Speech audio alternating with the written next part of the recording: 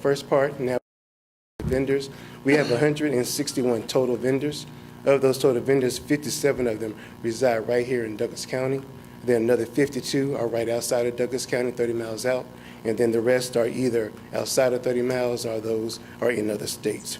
And then also we have 100 total projects. This is the first time we've actually gone to triple digits. We have 29 of them are active. This is actually showing the chart where you actually see the different vendors. You have the local vendors, which includes Douglas County and those surrounding the area. That represents 68% of the SPLOS. When it comes to that, 68% of the SPLOS is at this point, at the end of January, is $70.5 million are going towards local contractors, which again is those within Douglas County and those in the surrounding areas. And then finally, when it comes to DBE and minority contractors, of the active projects, we have 79% are going towards those 29 active projects.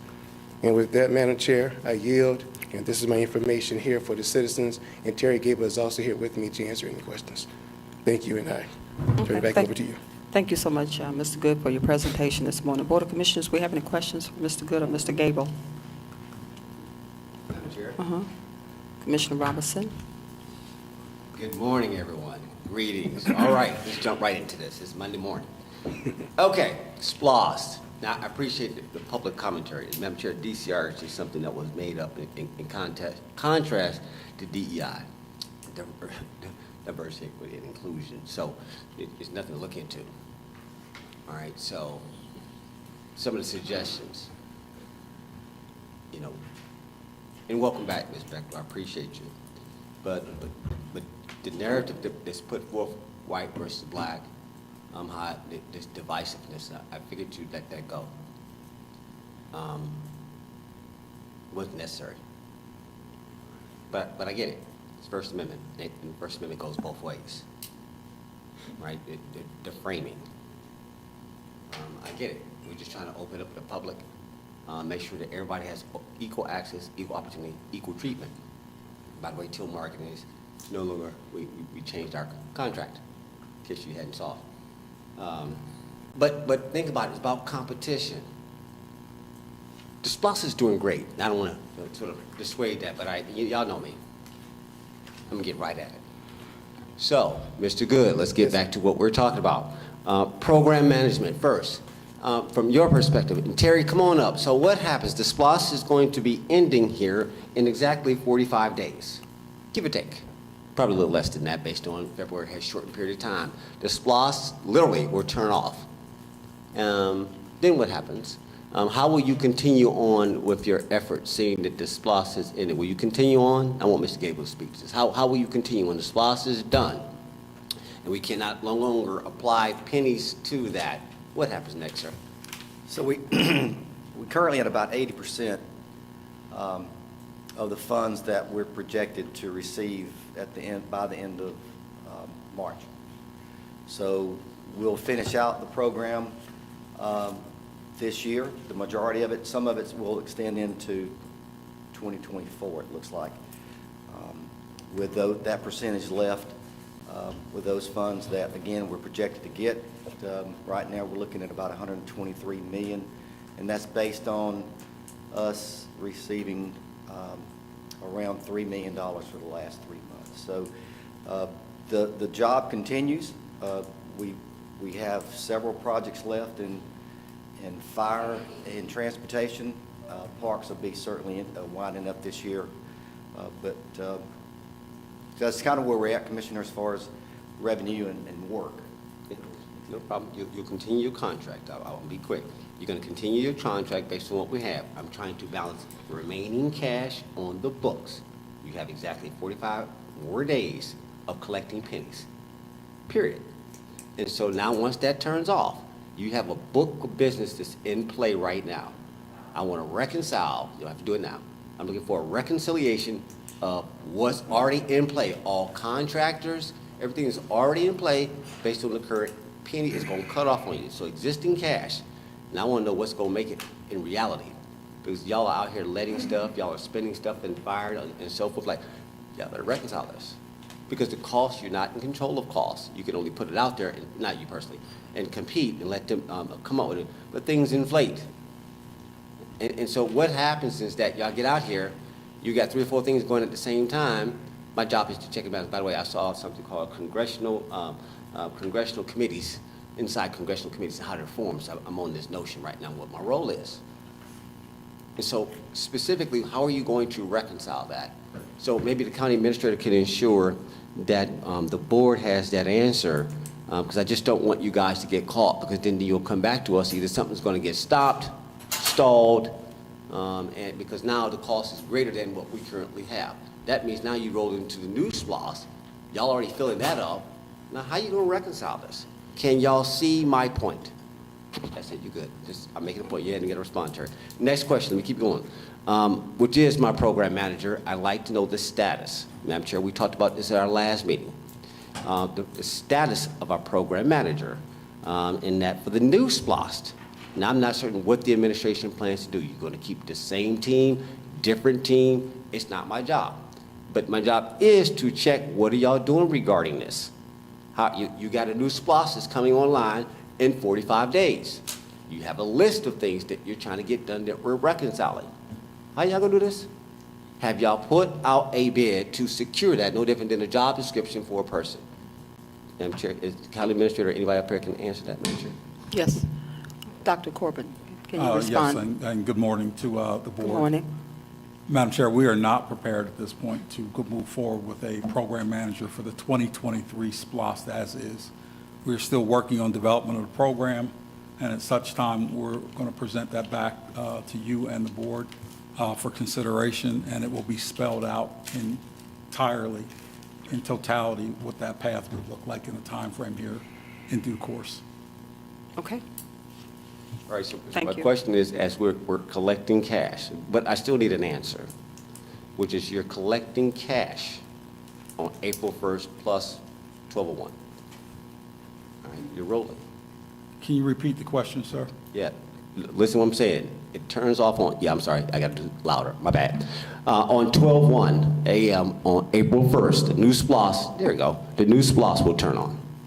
All right, my question is that I just heard your answer, and you're going to get back to the board. And I'm like, but we're in play. Is there going to be a ship there, a car there, an Uber driver there to pick up the program? Or are we saying we'll just get around to it in August? In other words, we got to set the public's expectation. We're soliciting input. I need you guys, staff, to know where we live. We have to look at our citizens. We're getting input from them on what the priorities are for the new SPLOST. My question was simple, which is, and it's not so much as the program manager. It's like, okay, how y'all gonna do this? We're out here in the public. We're having town halls, which our meetings or input and stuff, and we're getting feedback. They want to see us continue the great work that David just spoke about. And I'm just asking a simple question, which is, at what point will we begin the new SPLOST? August? December? And on the critical path of that is not just underwriters, it's also the program managers. It's the implementation. That's all I'm trying to get to. So when can we expect that? I anticipate having a full rollout and a plan for consideration by this board by April 1st. Awesome. Thank you. That's all I need to know. I'm going to yield for right now, Madam Chair. Let's keep it moving. Thank you, David. Yes, sir. I yield. Okay. Commissioner Mitchell? Yes, just a couple. Either of you guys.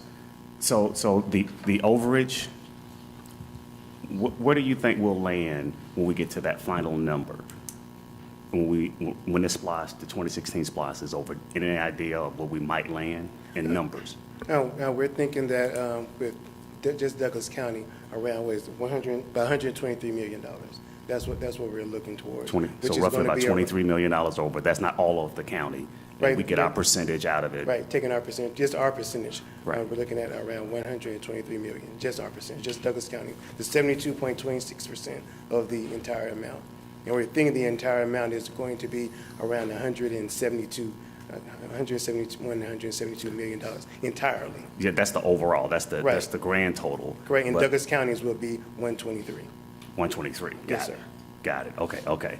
And are you guys still on board as the program manager, and Terry, are you guys still on board? Because didn't we pass something that allowed you guys to hang on based on the project or based on the time? It was based, it's kind of like, it's based on the time, because the SPOS collection of revenues ends in, on basically this, March 31st, Correct. 2023. Right. And so as a board of commissioners, you guys saw it fit that we would continue doing the program management until the end of the year. And then if projects are still going on, which we know there's some going on, then you guys would be able to make that decision if you want us to continue. Okay, so that's where I'm managing going.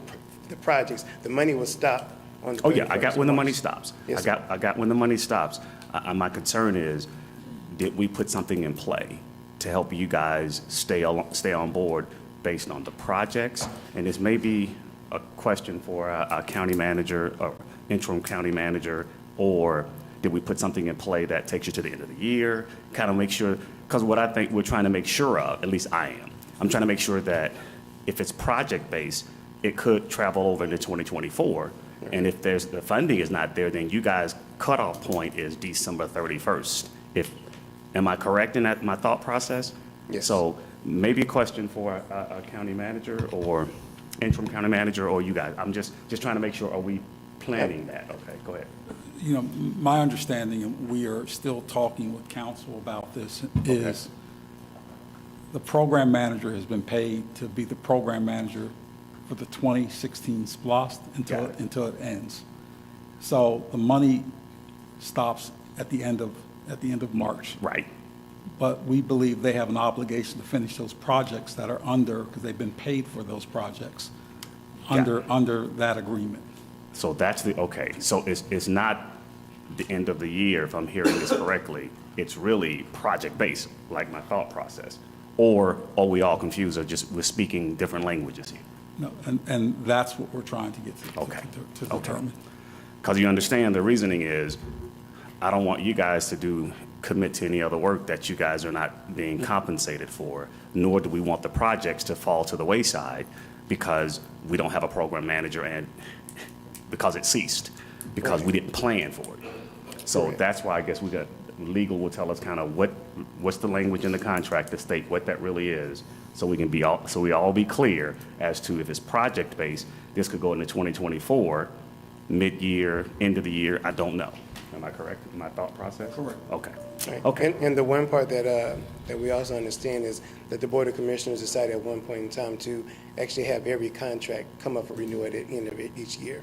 And that's the reason why we had 2023 came in as a one-time, saying you go from January 1 till December 31st, and that'll be the contract period. And then come next year, if you guys want to do the same thing, that will happen based upon the projects. Because like the county attorney said, we're doing this for the entirety of the 2016 SPLOST.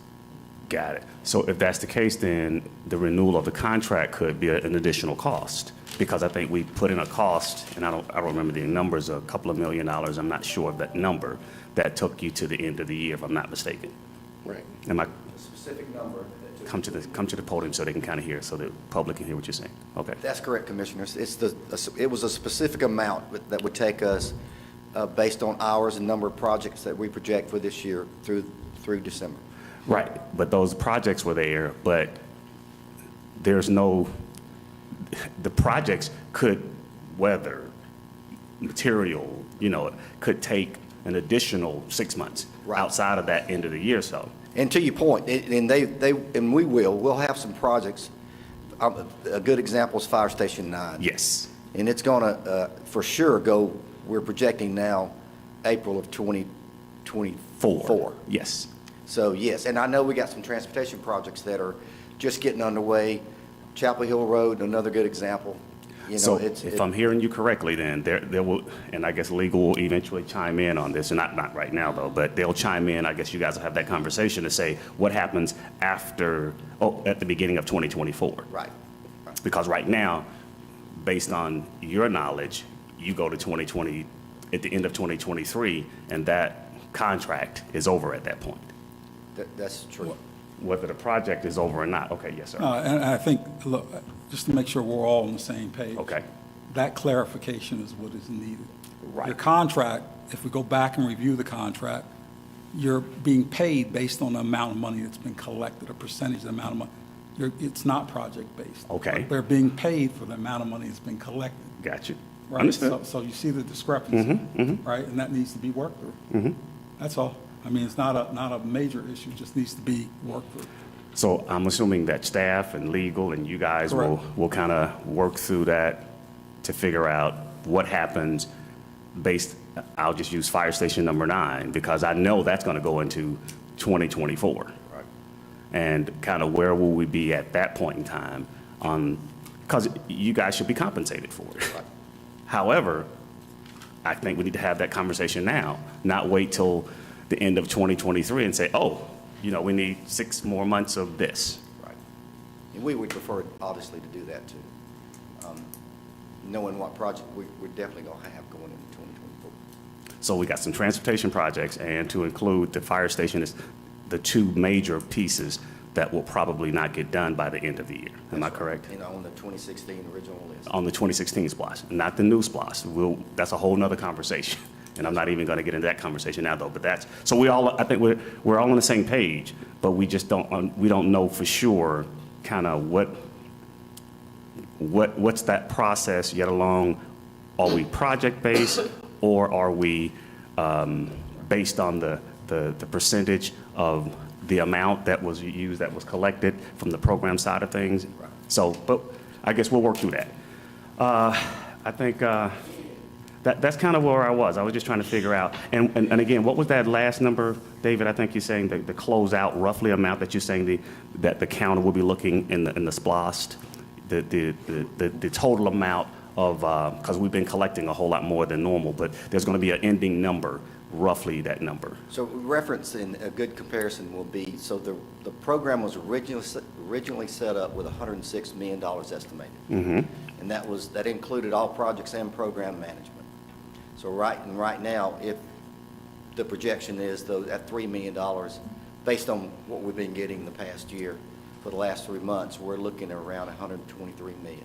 Got it. Great. I mean, Just for the county? Yeah. yes. I mean, great. The numbers looks great. It's just that we just want to make sure that we definitely use the money correctly and close out those projects that needs to be closed out.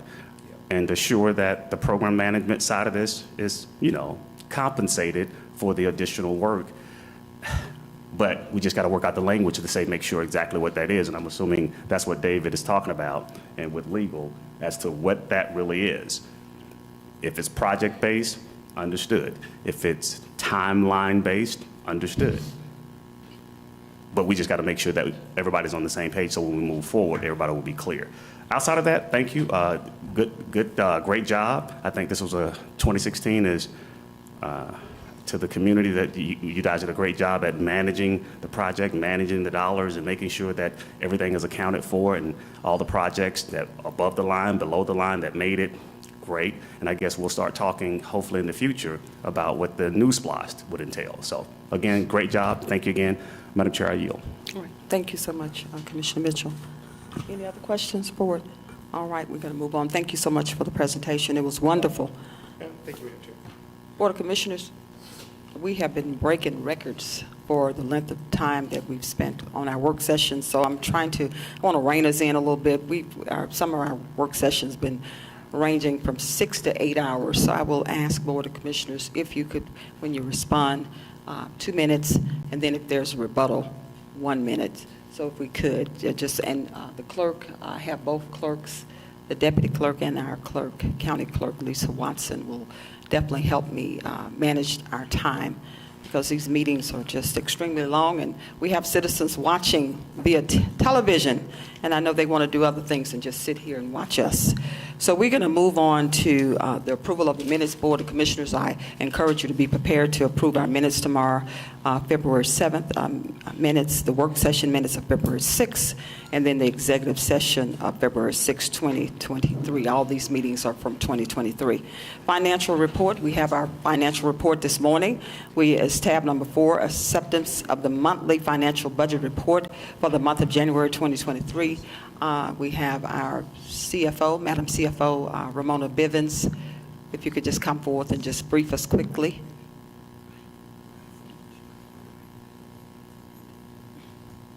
Good morning.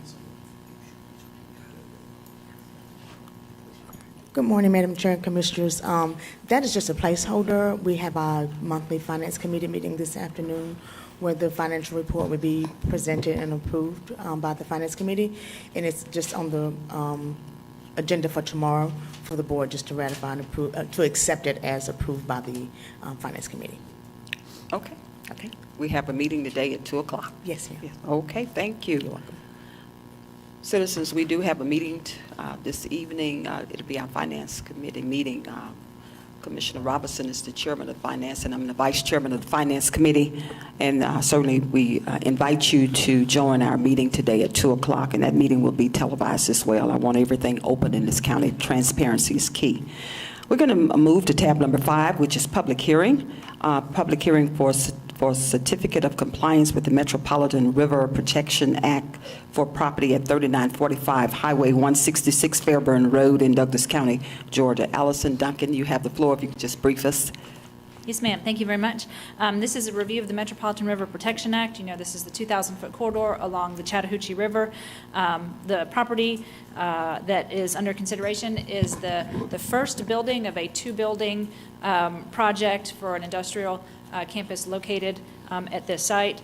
We decided to go ahead and bring the first building through for the MERPA review because we know the second building will be more challenging. So we do have the findings from the Atlanta Regional Commission that do indicate that the project does provide a level of land and water resource protection that is equivalent. Therefore, it is consistent with the Chattahoochee River Corridor Plan. Staff is recommending that we approve the certificate of compliance for Building 1 only. We do have slides if you would like to see exactly what we're talking about, but we do respect the time of the board, so we can leave it there if that Please answers show your the questions. slides, please. You would like to see the slides? Mhm. All right. Okay.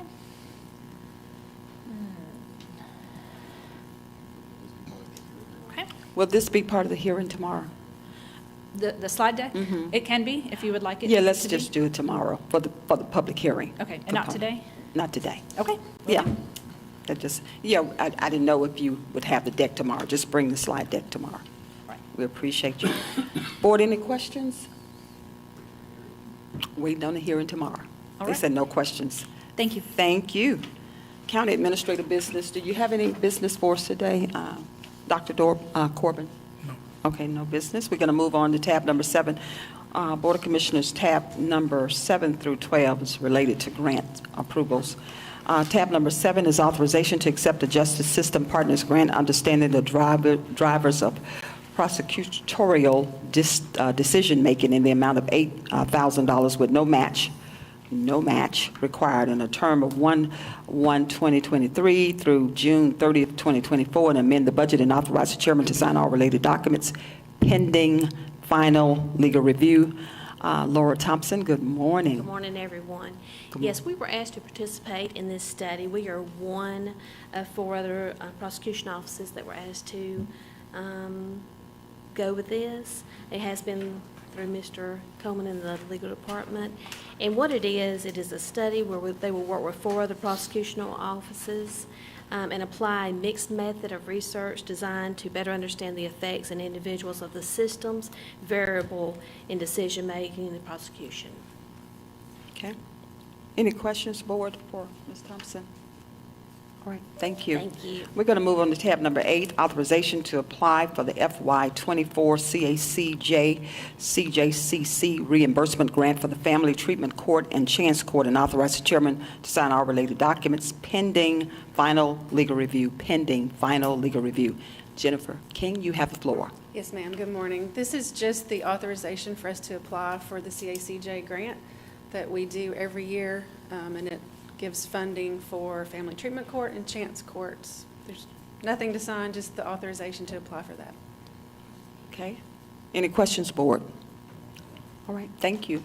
We're going to move on to tab number 9, authorization to accept the Georgia County Internship Program grant from the ACCG Civic Affairs Foundation for 2 positions, Human Resources and Planning and Zoning, for a maximum reimbursement amount up to $2,400 per intern position for a term of May 1st, 2023 to September 1st, 2023, and amend the budget and authorize the chairman to sign all related documents pending final legal review. Latifa Terry Bowles, you have the floor. Good morning. Good morning, Madam Chair, Board of Commissioners. So a few months back, the departments were notified of a grant opportunity sponsored by ACCG and the opportunity to apply. So both Human Resources and the Department of Planning and Zoning applied for this grant, and we were accepted, selected as recipients. So this item is to just accept the reimbursable grant and sign off on that agreement so that we may start the recruitment and selection process for our intern. Okay, thank you so much, Mr. Latifa Bowles. Any questions, board? Commissioner Mitchell?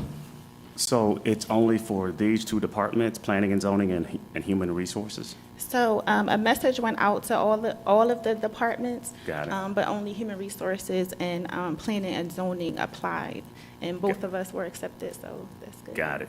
And is this the grant, and maybe Deputy County Administrator Fred Perry might could answer this, though. Is this the ACC grant, internship grant that normally the Board of Commissioners and everybody kind of get engaged with, or this is something different than that normal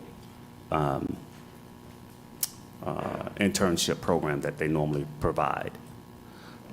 Well, the county, Commissioner Mitchell, the county provides its own internships for the commissioners. Okay. So this program it's always been in place. We've been applying for this program, I know since I've been here.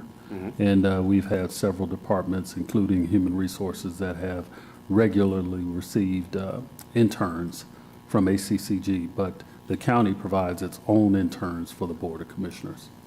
And when does that one come around? Or when are we engaged in that one, I guess? Well, we normally run it simultaneously with the ACCG program, which is May 1st through September 1st, I believe.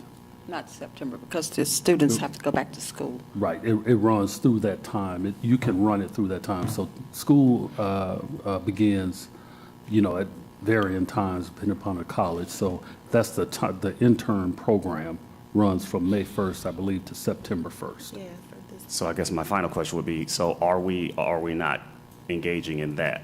Or are we? Not in the ACCG program, but monies have been set aside, if I'm not mistaken, for interns for the Board of Commissioners. Yes. But didn't the ACCG, didn't they provide those funding for that, or the county provided those funds? The county provided it for the Board of Commissioners.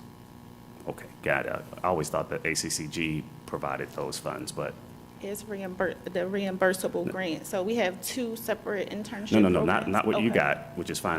We're talking about a whole Okay. nother program through ACCG, which I thought ACCG were a part of that funding, Fred, but I guess that's incorrect in my thoughts. Correct, it's 2 separate pots, Commissioner. But we, as the board, and I mean, as a county, provide those fundings for when we get or apply or do the internship program. We, the county, provide that funding. That's correct, it's totally county funded. Got it. Okay, I always thought, I don't know why, I've always thought that ACCG provided that, but, okay. But, Yeah, and that's probably because, again, we run them simultaneously. okay, Yeah. got it, okay. So, but again, I'm assuming we're working toward that, or we're not? For the Board of Commissioners? Correct. We are? Yes, sir. Okay, got it. Okay, thank you, and I appreciate it. Thank you. And I'll yield back, Madam Chair. Okay. Any other questions, board? If not, we're going to move on to tab. Thank you.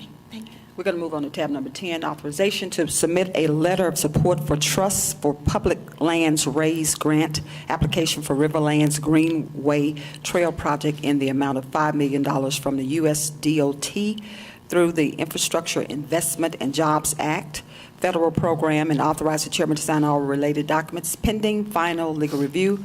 Suleiman Rana, you have the floor. Good morning. Madam Chair and Board of Good Commissioners. morning. In our last meeting, we had representatives of Trust for Public Land here who presented their Riverlands project.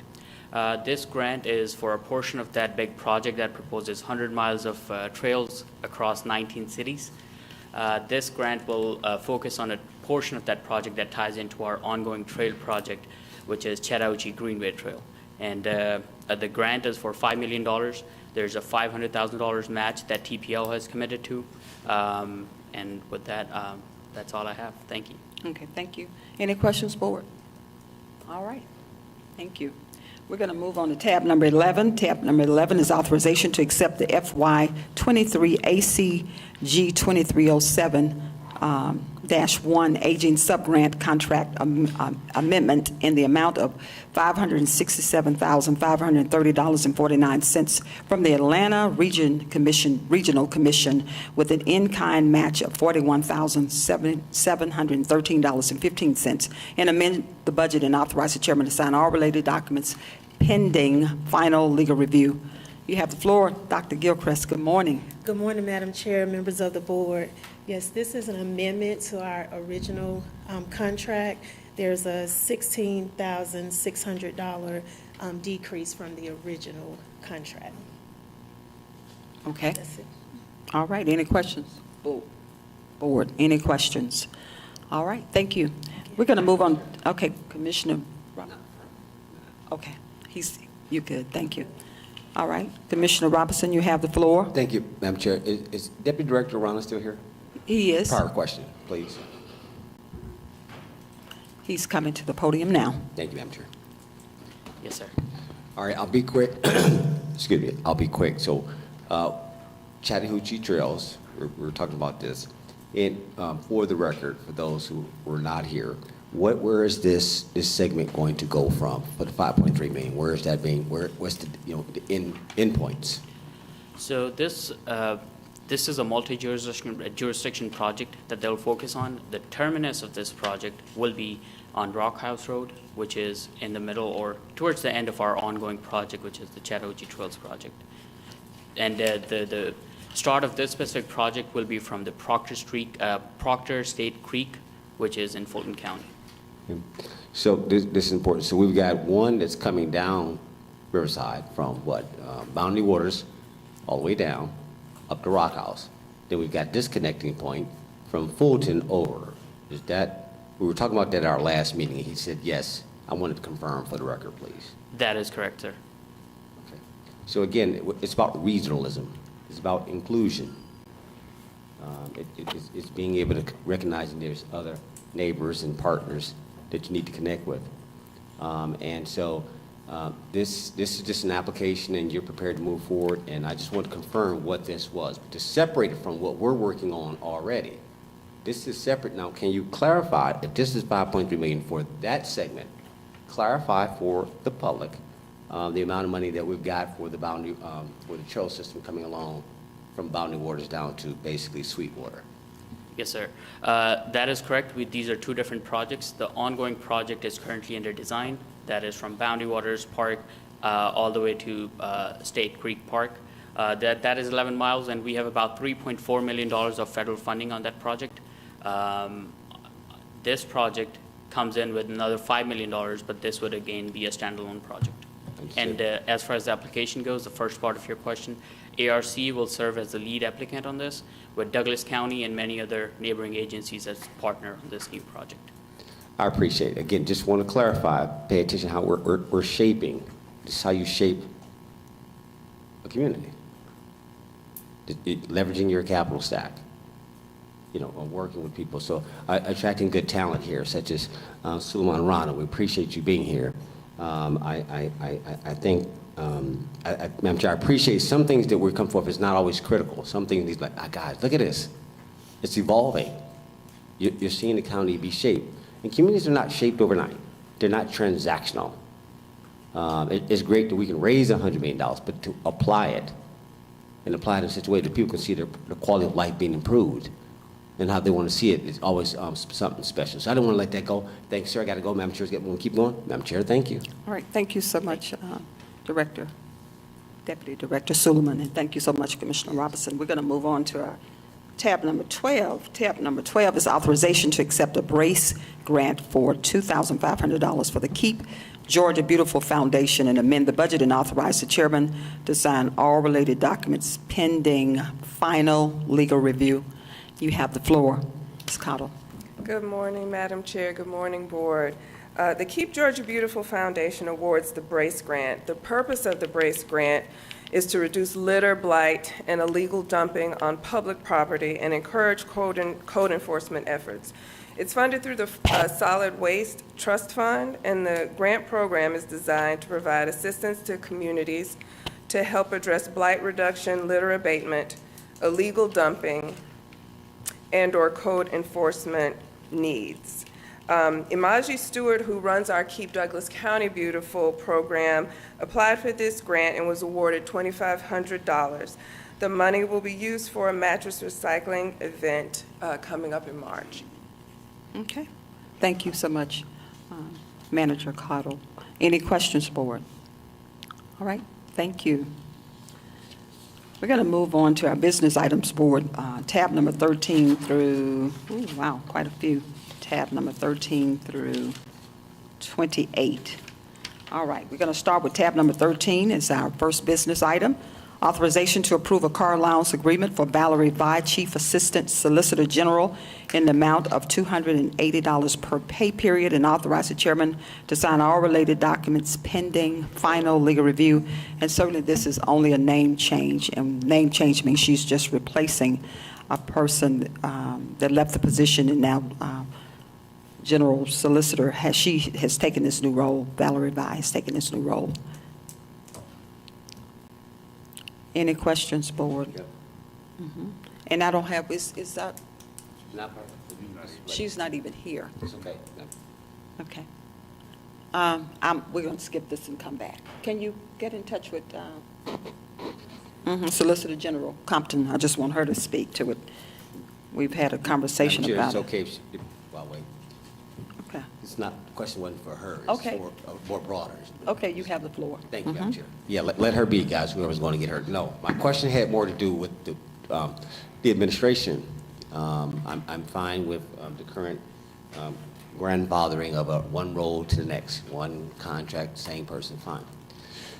My question has to do more with a car allowance policy. We have 40-something odd people. We talked about this last year. A draft was made by our county attorney. I'm going to go back to when the board speaks sometimes, it's like things fall into a vacuum. And so you have to repeat it. I learned this weekend. You keep coming at it. You got to keep hitting it. Like, we're not letting this go. So we have 44 people out there that are getting car allowances, and they're all over the board.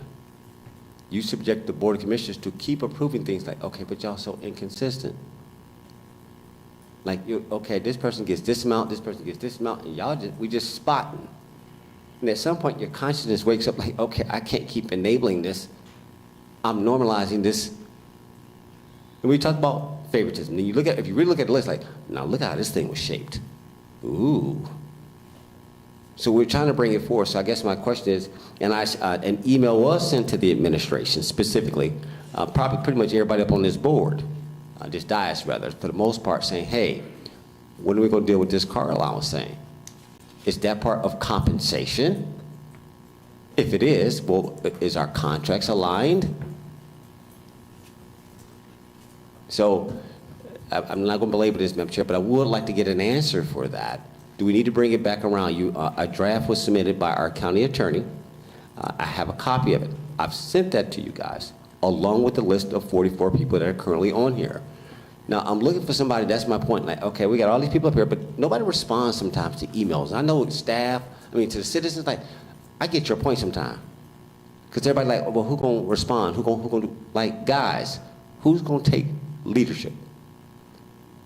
And respond to things that are important. And so If you look, the administrators looking at the attorneys looking at the chair, y'all looking at us, we're all looking around like, okay, guys, how y'all gonna deal with this? And we get stuck with this. But I really want to know how we're doing this. Why are we doing? Is this how y'all spot people new extra money? But again, what's on the books is on the books. I've gone my 3 minutes. I'm gonna let it go. But Madam Chair, can we get an answer to that? Are we going to bring forth the question is, are we going to bring forth a car allowance policy? Are we going to bring it forth for us to actually do a public debate? Because at some point, the board doesn't have to support these. You don't have a policy. We just say no. You don't have a policy. We don't have to do this. You don't have a policy. But again, I'm just trying to get the attention. Says, guys, can we, Madam Chair, so can the county attorney, maybe we don't have to do it now, take it offline, Madam Chair, and get a response for the board so that when we're in these situations, we like, okay, is this the right amount? Should Valerie Vi get $600 versus what's being given based on some type of title or something? Madam Chair? Yes, certainly I work with the county administrator. Thank you so much, Commissioner Robinson, for elevating the issue that has been existed, that has existed in this county probably 150 years before I arrived. But certainly there should be some consistency between the amount we maybe want to look at the price of gas. You may use a scale to determine and make it just consistent across the board rather than one person receive 400 versus another receives 280. So that would be an opportunity for not only this board to agree on and vote on and set policy. I'll set it into policy, and I'll start working with our attorney. And then not only the attorney, but I want to do some benchmarking, which is the executive team, which is Fred Perry and certainly Dr. Corbin and Tiffany Stewart-Stanley. So if you could reach out to other counties to see if they have just one set amount for car allowance and see how that goes, and then we would have to look at a policy. We'll have some discussions, and we'll bring it forth to the board. Yes, ma'am. Okay, we just need to do that. And then, because I do agree, it's all over the board. Madam Chair, Commissioner Alcaraz, you have the floor. I'd just like to request a copy of that list of those 40, so that I'm aware of that. The 'cause 44? That was before my tenure. Yeah, Yes. So I'd like to have that. Okay. And probably that same 44 was before my tenure, too, when I came in. They're just on the list. But they're just different, how was it determined if someone get 280, 400? Who decided that, and what formula or what metrics were used to determine? So I agree. We need to look at it. Thank you, So Madam we'll Chair. take a look at it. All right, board, if there are no other further questions regarding that matter, we're going to move on. We're doing really well this morning. Did Solicitor General, okay, Commissioner Mitchell? So with all that being said about this particular item, when it comes to the car allowance, what's the plan for item number 13? I believe we're going to move forward today Oh, because okay. it's already Just want on to the, make because we're still exploring the process, and then I we would have to change the process or the policy, and then that would flow out to all the departments at one time. So this will stay on the as an agenda item. I'm just waiting As an on, agenda item, and we'll move forward with the way that is, but we'll go back and do all the research. And as Commissioner Mark just stated, I think this entire board will want to probably see that entire list, the amount, what it is, so everybody can know what we're dealing with, and then we'll see how to move forward.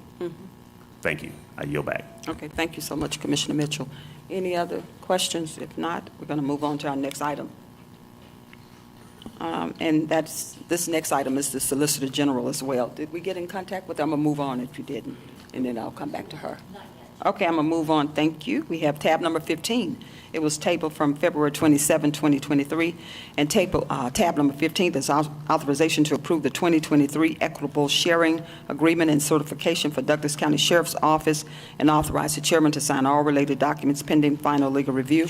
You have the floor, Lieutenant Colonel Pounds. Good morning. Good morning. Good morning. The Equitable Sharing Agreement is the federal asset forfeiture account that funds are deposited for cases that the Douglas County Sheriff's Office is involved with any federal agency. An example of that would be Homeland Security, Secret Service, DEA, etc. These funds are dispersed from either the Justice Fund or the Treasury Fund, depending upon the agency that we're dealing with. Percentage that we receive is determined by the amount of assistance that we may give. For example, if we initiate the case, we may get a larger portion of the funds If we just assist the agency, the percentage may be lower. Also, the percentage we receive depends on how many agencies are involved in the case. Kellen Barnes will submit Madam Chair's and the Sheriff's signatures electronically. We have submitted this audit the same way for nearly 30 years. Prior to the last couple of years, the document was always sent over to the chair without being placed on the agenda. It was signed and returned. Currently, there is $543,221.80 in the equitable sharing fund balance. There are specific rules that have to be followed in order to use these funds. They can be used for training and equipment, but cannot be used to supplement the budget. Okay, any questions, board? Okay, Commissioner Robinson, you have the floor. Yes, I would have went forward with this last time, but it was tabled for, and again, I appreciate you and Chief getting me the budget, the balance. I remember one time when I came in, it was about $16 million in that thing. You guys, that was back in the day. We're down to about 500,000. I get it, ebbs and flows and how things goes with forfeitures and the sign of the times, but that was a different era, different administration, and I get it. My question is that, to your point, what have we used it for, though, over the past couple of years? I get there's rules, but, and I get our budget, we get it, got it. But what would you use it for? Like recently, what have we bought with the money that we have had? I mean, you're strategic about it, or does it flow like cash flow all the time? Because I don't look at the check register that the auditor talked about. So I don't know how your thing is flowing, how much cash is coming in from drug forfeiture and not, right? So this is a question, a legitimate question that the public would want to know.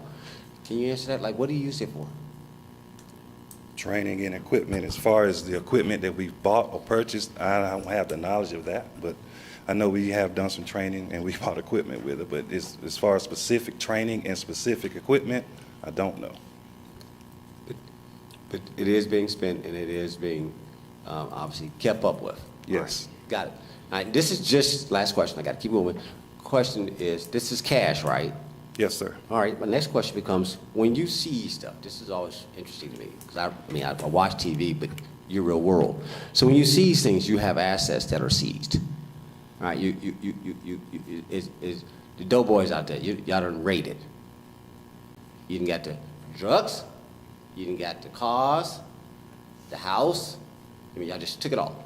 We know how it worked, no problem.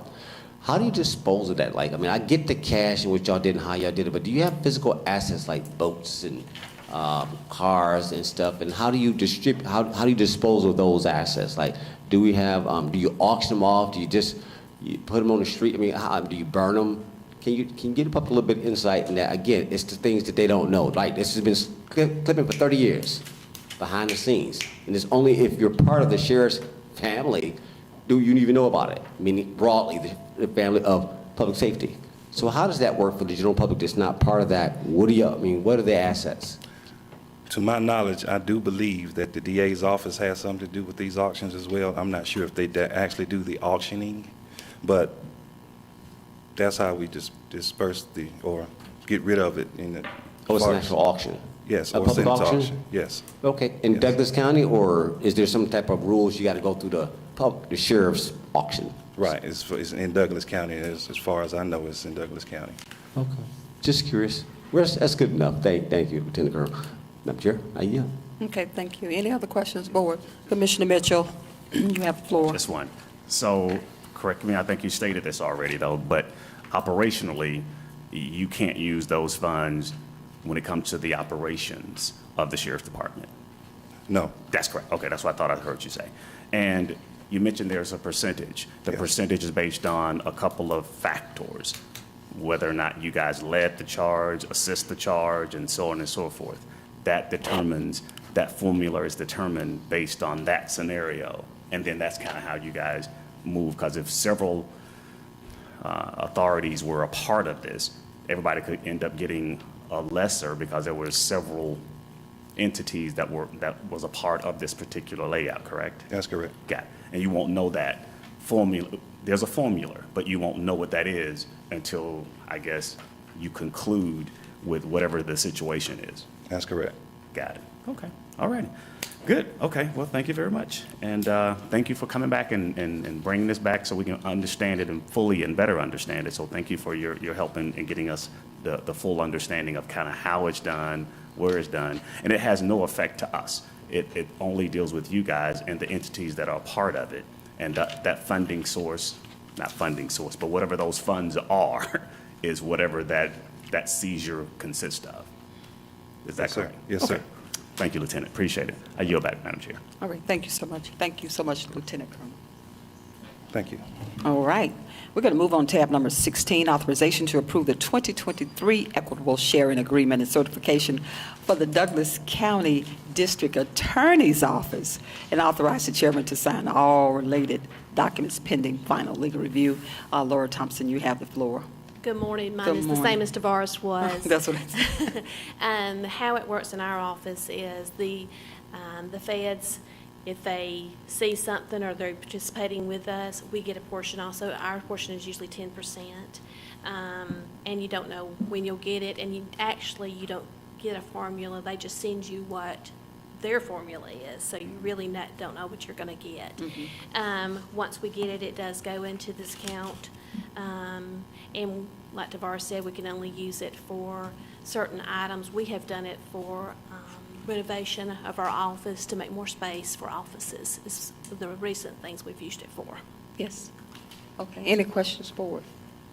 All right, Commissioner Mitchell, you have the I'll floor. just go back to that same Q&A.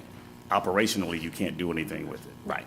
Training, renovation, we can do furniture, but it has specific guidelines, like we can't alter anything. We can, like put walls up, but there are particular situations and guidelines with the federal funds. And I guess you guys are definitely fully clear as to the red tape that goes along with that. Correct. Because Yeah. it sets in a separate account. It And does. every penny spent has to be accounted for It and does. justified based on what you guys are doing, because it can't, like I said, operationally, can't be used at all. No, it cannot. Yes, it is housed in the finance through an account. And I have to report to DOJ, Department of Justice, every year, and they verify what has been spent and what has come in. Have you inadvertently spent and ended up like, oh, wow, that's not covered, and they kick it back and say, well, no, that's not covered, you guys got it, that's out of your budget? One time, Okay. I always call them before I spend any funds Got it. and ask them if it's approved. One time we did, but it was something with their rules, not ours, and so we just pulled it from a different forfeiture fund and filled it in, so. Got it. So you try to be proactively ahead, say, we looking at rebuilding the office space here. Is that, I actually send an email and call them before I got spend it. the So you got funds. something in writing to say, you said it was okay to do Right. X. Correct. And I That's a- had that note too, and that email, when they said that, I think it was 2,500, but they said, some other kind of guidelines, so, but Got yeah, it. I do try to be proactive before I spend anything. Got it. And is this account, this equitable sharing, is it a nice large account? I mean, not that you guys in business to kind of keep that account, it's based on the mere fact of whatever that's being done, whatever the situations are, and that's kind of how the dollars and the percentage come. Yeah, we never know when we're going to get funds. And yeah, right now it's $95,917.93 in the justice and $4,185 in the treasury. They'd also determine if it's treasury funds or if it's justice funds. Got it. And they just send it to you guys, and you don't know what No, what it's the sent by amounts wire are? and Right. It's just there, yeah. Got it. And I guess you find out when you get it. Yeah. That's it. Yeah. Thank you. I You're yield back, welcome. Madam Chair. Have a great day. Thank you so much, Commissioner Mitchell. All right, thank you so much, Laura. If there are no more questions, we're going to move on to tab number 17, approval of a memorandum of understanding with the Douglas. I was just going to let you know, Solicitor General. Oh, she's here, okay. Well, let me pivot back to tab number 13. Tab number 13 is authorization to approve a car allowance agreement for Valerie Vi, Chief Assistant Solicitor General, in the amount of $280 per pay period, and authorize the chairman to sign all related documents pending final legal review. And how are you today? Good And it morning. says name change only in parentheses. That is correct. Okay. You, ask you all to sign that authorization, as she's replacing Sandy Dawson, and so the amount, there is no change in the amount. okay. Any questions, board? All right, we're going to move on to tab number 14 is yours. Tab number 14 is approval of an ICON online dispute resolution, ODR, agreement with Catalyst Courts and Land Records, LLC, in the total amount of $6,000 to be funded by the State Court Technology Fund, and authorize the chairman to sign all related documents pending final legal review. Madam Solicitor, you have the floor. Yes, I'm here because no one could be here from the State Court Clerk's office, so I'm here for them because they're on vacation. But this is so that we all can get this software called Matterhorn. And what that does, it helps us handle traffic cases more expeditiously. What we're doing now is kind of the old way where people would come in and we try to handle their cases before trial. But what this does, it allows the defendant to go online, they get paid $6 to use their software. They will say, we're interested in resolving our case. It comes to us, and we can review it and give them a response on how it can be resolved. It will help us handle cases, especially these traffic cases, a lot more quickly. We can go ahead and get the fines paid and just move the cases a lot quickly. It's called Matterhorn. It says dispute resolution. It's not really dispute resolution. It just helps us resolve those cases. Okay. Sounds like you're chasing efficiency. That's exactly what we're doing. All right. Any questions, board? Yes, Madam Chair. Commissioner Robinson, you have the floor. Madam FG, good morning. Good morning. All right, I had to get my bearing where you were. I had to hear your voice. Thank you. All right, real quick. How long have you been in office? I'm starting my second term. Second term. So when you came in office then and where you are today, what have you observed? And this is to this point right here, because I'm sitting here like, wait a minute. You've been doing that much volume by hand? Yes. We were doing it the old way when I first started. COVID came, Yes, ma'am. so we were not having cases. So I suggested, and the judges agreed, that, hey, we will have traffic court on Fridays. And could we use the, of course, Citizens Hall? Spoke with Madam Chair, and she agreed to it. So what we did to keep cases moving along, because what was happening, we couldn't do anything. If a person needed to pay a fine to resolve their case, to get their license renewed, whatever they need to do, we were kind of at a standstill. So once we did that, we started having people coming in on Fridays, try to resolve their cases. But we could only have so many people because of COVID. So we still were getting behind. I found out about this software through the SG, Solicitor General Association. Several counties already, they begin implementing it. We went and reviewed it out in Coweta County, and they love it. It works very well. They begin to move a lot of cases very quickly because people's like, I don't have to come to court. I can just email in, find out what's going on, how I can resolve my case, and that began to work. So last year, or actually 2021, we observed it. We brought it before to the clerks. We all discussed it, and we thought that would be a good way for us to resolve cases here. Okay. No, I mean, I was just spotting that up. I have no objections to what's being considered here, Madam Chair. I mean, to your point, chasing efficiency. But my last question, and just for the record, how much volume do you do a year? Put it in context. I would say we do right now over 10,000 traffic cases a year. Over 10,000 a year, yes.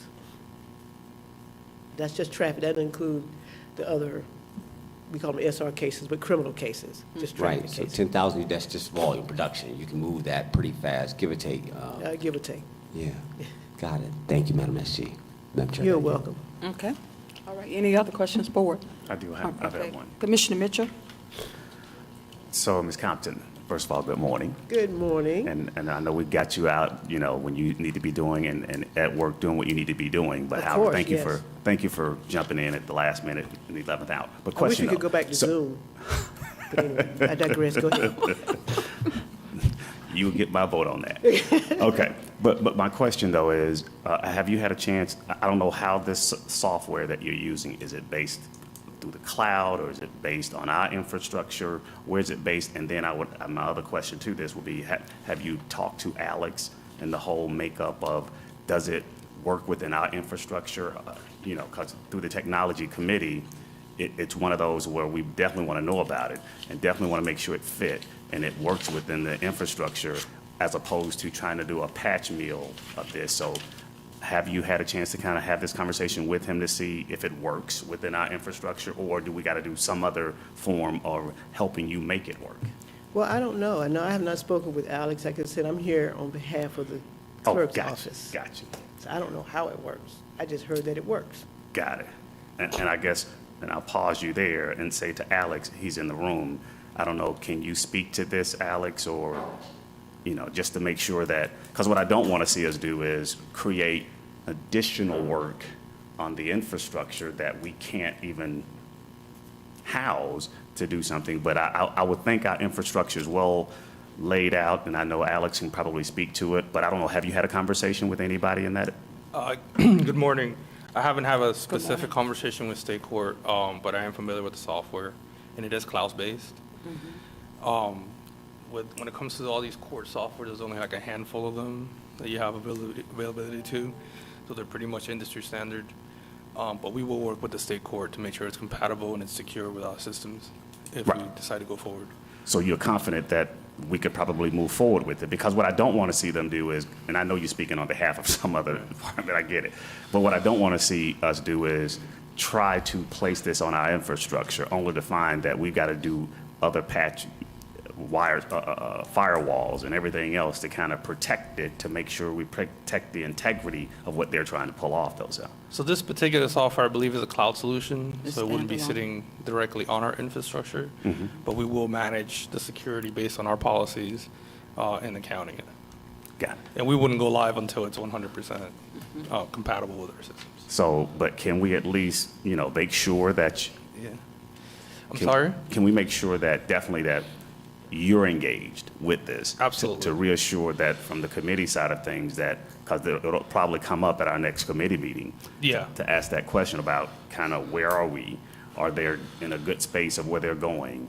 Cloud-based, whatever the basing point of this is. But I just want to make sure that we're able to move forward with this. Right, and I think the process is that this is put on the agenda to secure a funding source, and then it'll go through our policy, which is we will do our evaluation, and then it'll go to the tech committee as a presentation for the tech committee to approve. Well, the good part is that you're saying that it looks to be okay. Yes. So that's a great start, because we don't want to accept the funding source. From a cursory view, it looks like it'll be compatible with our system. Yes. Okay, you're trying to get you out, I guess.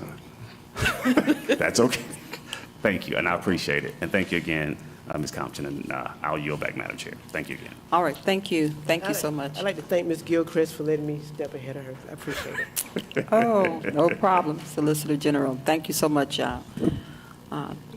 CIO Benton Court, Chief Information Officer. We have Dr. Gilchrist coming next. Board of Commissioners, which is tab number 17, is an approval of a memorandum of understanding with the Douglasville Church of Christ for use of their fellowship hall, restrooms, kitchen, and one office space to be utilized by the Douglas Senior Services during the renovation of the Fairburn Road Senior Center at the cost of $1,000 per month, to be funded by the Senior Services Department, and authorize the chairman to sign all related documents pending final legal review. And good morning, and we're so excited about the renovation of the senior center. Absolutely. Good morning again. Yes, in anticipation, great anticipation of the renovations of our Fairburn Road Senior Center, we've been working with the Douglasville Church of Christ for use of their facilities so that we have our services seamless to the citizens. Legal has already reviewed the document and they've approved it. So we're ready to move forward. Okay. Any questions for it? All right. Commissioner Mitchell? I just enjoy that Dr. Gilchrist make her presence known here, though. But so this is basically to continue the Meals on Wheels and that kind of stuff, correct? Yes, it's Okay. for our congregate program and our Meals on Wheels program, our non-emergency transportation program. All of those services are housed within the Fairburn Road Senior Center. And so this will move all of those services to that particular location. Got it. And it's at a cost of $1,000 per month? Yes, sir. Yeah, $1,000 per month? Yes. Okay, and that's going to come out of your budget? Yes, sir. And you already accounted for that? Yes, sir. Got it. Okay, so we'll keep that program still moving right along. And how long is going to take for the renovation so we can kind of get back over there, so we can take this $1,000 a month and add it toward the deliveries that we need to give to the seniors, though? So I know it's a cost to do this, but, you know. Yes, the architects, they have already submitted the permits, the request for permitting. And so once that approved, then all of the work will go out for bid. Once the renovations start, we're hoping to be back by the end of the year or the first of 2024. Got it. Yes, sir. So even though you'll be moving the seniors out for Meals on Wheels, but will anything be happening during the renovations, or they'll be out of the building, period? They will be out of the building, the staff and the citizens will be out of the building, and we'll move everything to Douglasville Church of Christ. Oh, got So you. that's what this MOU reference. Got you. So Yes, sir. everything, anything that you normally would do at the center on Fairburn Road will all go over to the church and do it out of the church Yes, sir. until the renovation is done. Yes, sir. Oh, wow. Okay, all right. And I know this may be, I'm getting ahead of it, but the renovations, what that looks like, what are we anticipating? Because I know this building was very uniquely laid out. Is there some changes that we can anticipate or look forward to? Yes, the changes, the building will remain, so there will be zero work on the outside of the building. So the structure will remain the same. However, the inside of the building will be completely gutted and rehabbed. And so when our citizens return, they will return to a beautiful state-of-the-art facility. Wow. Yes, sir. Okay, So- okay, all right. It'll be beautiful. Well, the seniors are looking forward to it, though. Yes, they are. Thank you Yes. again, and I appreciate it. Thank All right. you. I yield back, Madam Chair. Okay, thank you so much, Commissioner Mitchell. Any other questions, board? Thank you, and we're so excited about the renovation of this building, and just wanted to remind the board that everything we need to couch in, weather permitting as well. You know, I'm hoping the weather hold up during the construction process. It will.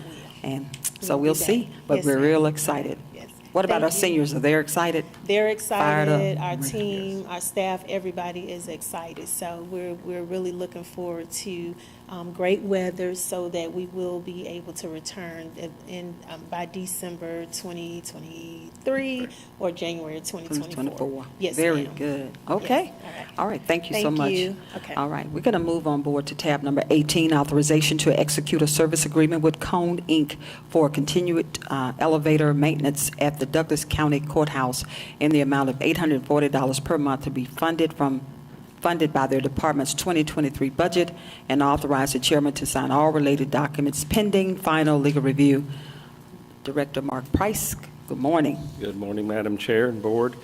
Good morning. This is a state contract by Kone Elevator. It's on the U.S. commodities platform. They've been taking good care of our courthouse elevators for several years. We have 7 elevators. They've been charging $114 per elevator, and that's going up to $120 per elevator. And this is under the state contract, U.S. Communities. It does not require competitive bidding, and just ask for the board's approval on this. Okay. Any questions, board? Yes, Madam Chair. Commissioner Robinson? Yeah, no, I appreciate the competitive bid. You know, that means we just can pick somebody though, right, off the list. Is that true? Is that how that works? It's on the state's list, Yes, sir. and we can just pick them? Yes, sir. All right. That's aside. That's a different conversation. My question is, I'm in the elevator today. So this is. 7. Okay, no, I'm in the elevator today. And my question becomes, out of those 7 in maintenance, what is the performance? Because to me, it's choppy. It's like, whoa. I mean, is there something with our elevators that need to be maintained? Do we need to replace them? What do you really think? This is me to you. Just tell us. Like, I mean, especially the back ones. It's like, I don't know. They do what they do, but I'm just curious. Have they aged out with the courthouse? Well, we are going to have to address sometime in the next few years about getting the elevators upgraded, but that's not an issue at this point. This contract covers the service and maintenance on the elevators. If anything breaks on the elevator cab, and it happens a lot, they come and repair it. If there's a call button, anything that's wrong with the elevator, this takes care of that. Right, but as far as the cable, the guy that thing pulls you up, pulls you down, makes it a smooth operation, that's a capital cost, correct? That's a different conversation. They don't get involved in that. It's only just- Well, these are hydraulic elevators. They don't have cables. They Oh, have a yeah, whatever hydraulic makes it lift. go up And and down, and it yeah. does handle the hydraulic. It handles everything from the electrical panel to the elevator. Everything? Which includes the hydraulics. Yes, sir. Okay. It's, I call it a bumper to bumper. All right, well, I'm glad, see, that's what we're asking questions. All right, then I'm comfortable with that. I'll take any other questions I have, I'll call you directly, okay? Yes, sir. Thank you, Mr. Price. Madam Chair, you have the floor. All right, thank you so much. Any other questions, board? If not, we'll move on to tab number 19, authorization to renew the 2020 service agreement with CBM Atlanta, Inc. for continued janitorial services at the Douglas County Courthouse at an annual cost of $100,987. $987.80 with no increased cost, and authorize the chairman to sign all related documents pending final legal review. Had Director Mark Price, but I see our Director Amons is at the podium. You have the floor. Yes, good morning, Madam Chair, Good Board of morning. Commissioners, and the public. I'm here to ask for seeking board's approval for the continuation of the janitorial contract for the courthouse with CBM. They have currently had the business approximately 3 years, and so I'm going to submit to legal and asking for approval to extend their contract for another year. All right. Any questions, board? All right, we're going to move on. Madam Chair. Commissioner Robinson, you have the floor. Yeah, okay, we're talking about procurement, all right? We're gonna be consistent. It is definitely Monday. All right, so here we are about the process. All right, and so here we are, we've got a vendor, and we have a rule on the table, policy that says that not beyond 5 years. So we're talking about before we get to the 5th year, it's just a policy is that we recommend that you put it out just for keeping it consistent. Make sure you got the best quote. Don't let anybody ride for 17 years. Got it. So you're making a recommendation, just let them keep riding, right? So we don't have to make quotes. We don't have to do this. We're just going to put them back on, right? Yes. Uh-huh. See how easy that is? You can put them back on. You've been doing it forever. It's just when you learn it, you just know how to do it. Pay attention. It's the process. Just put them back in. Uh-huh. Madam Chair, you get the floor. Thank you, Director Ames. I just want to make my point. Okay. We're good. Thank you. Thank you. All right. Any other questions, board? If not, we're going to move on. All right, we're going to move on to the next item, tab number 20, which is authorization to extend the contract with Yellowstone Landscape for the mowing and litter removal of various roads throughout the county for 8 cycles in the total amount of $928,800 to be funded by Public Works DOT Division's budget, and authorize the chairman to sign all related documents pending final legal review. We have Director Coward this morning. How are you? I'm great. Madam Chair, how are you? Oh, pretty good. You have the floor. All right, thanks. Commissioners, County Administrator, County Deputy, and County Assistant Administrator. This is just instead of a new contract, this is like a contract extension. All right, we started with them with Yellowstone last year, and they did really good work for us. There's not anything that we asked them to do they didn't do, and they, unlike other times, other cycles in the past, they stepped up their game, started doing good. We asked if they could keep the same prices to just extend services, and they said yes. So you approved for 8 cycles versus 6 in the budget, so we've got the money. We come in on just a little under the budget on that, so it's a great fit. The guys know what our standards are, and they're familiar with the area, and so it's my recommendation we extend it out. We can do that for 3 years, I believe. So this would be the 2nd year. So the total price is because you did go up cycles, let's see. Total price is $116,100 per cycle, or total for 2023, $928,800. Any questions, that's all I have. Okay. Any questions for Commissioner Robinson? You have the floor. Absolutely. I'm pitched this to Commissioner Mitchell, but he can appreciate this. So we're finally at how many cycles? 8? Yes, sir, 8. 8. And you're at $1 million, basically. Just under, yes, sir. Right. So Commissioner Mitchell, remember that when we first, 6 years ago, you've been called it. It's going to take that much for that many cycles. But we do have the money, right? We did Yes, budget sir. this. This is not an amendment. This is not something aspirational above what we already, it's in the books, right? It's in the books. All right. Their total for the year is under what we have in our budget for this specifically. Okay. And those cycles, and it is the same firm?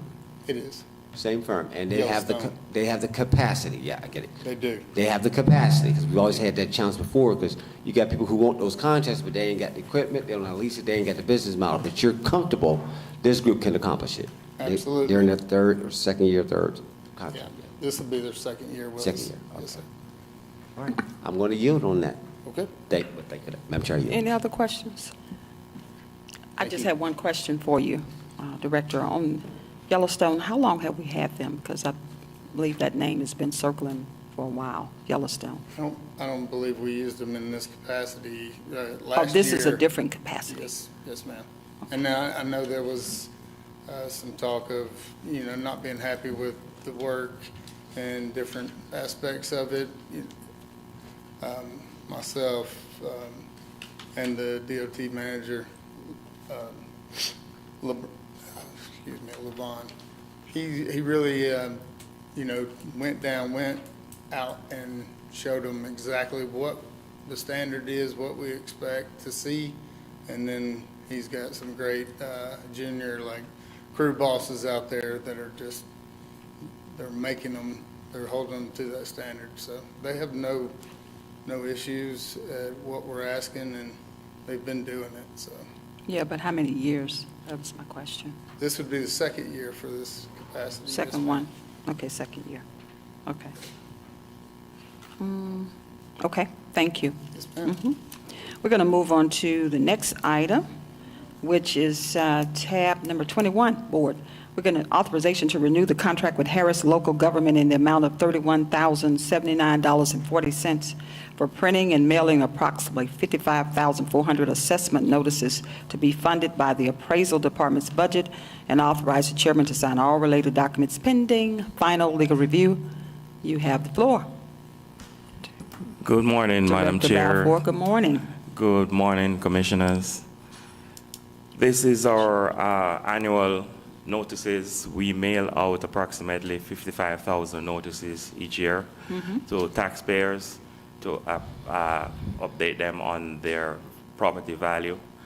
This is our second year working with Harris Local Government, and I am pleased with their performance. They're on time. They do what they say they will do, and they keep me in the loop.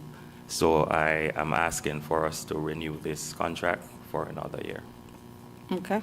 And this is the contract that was approved by legal last year, and it's the same contract. No wordings it has been changed.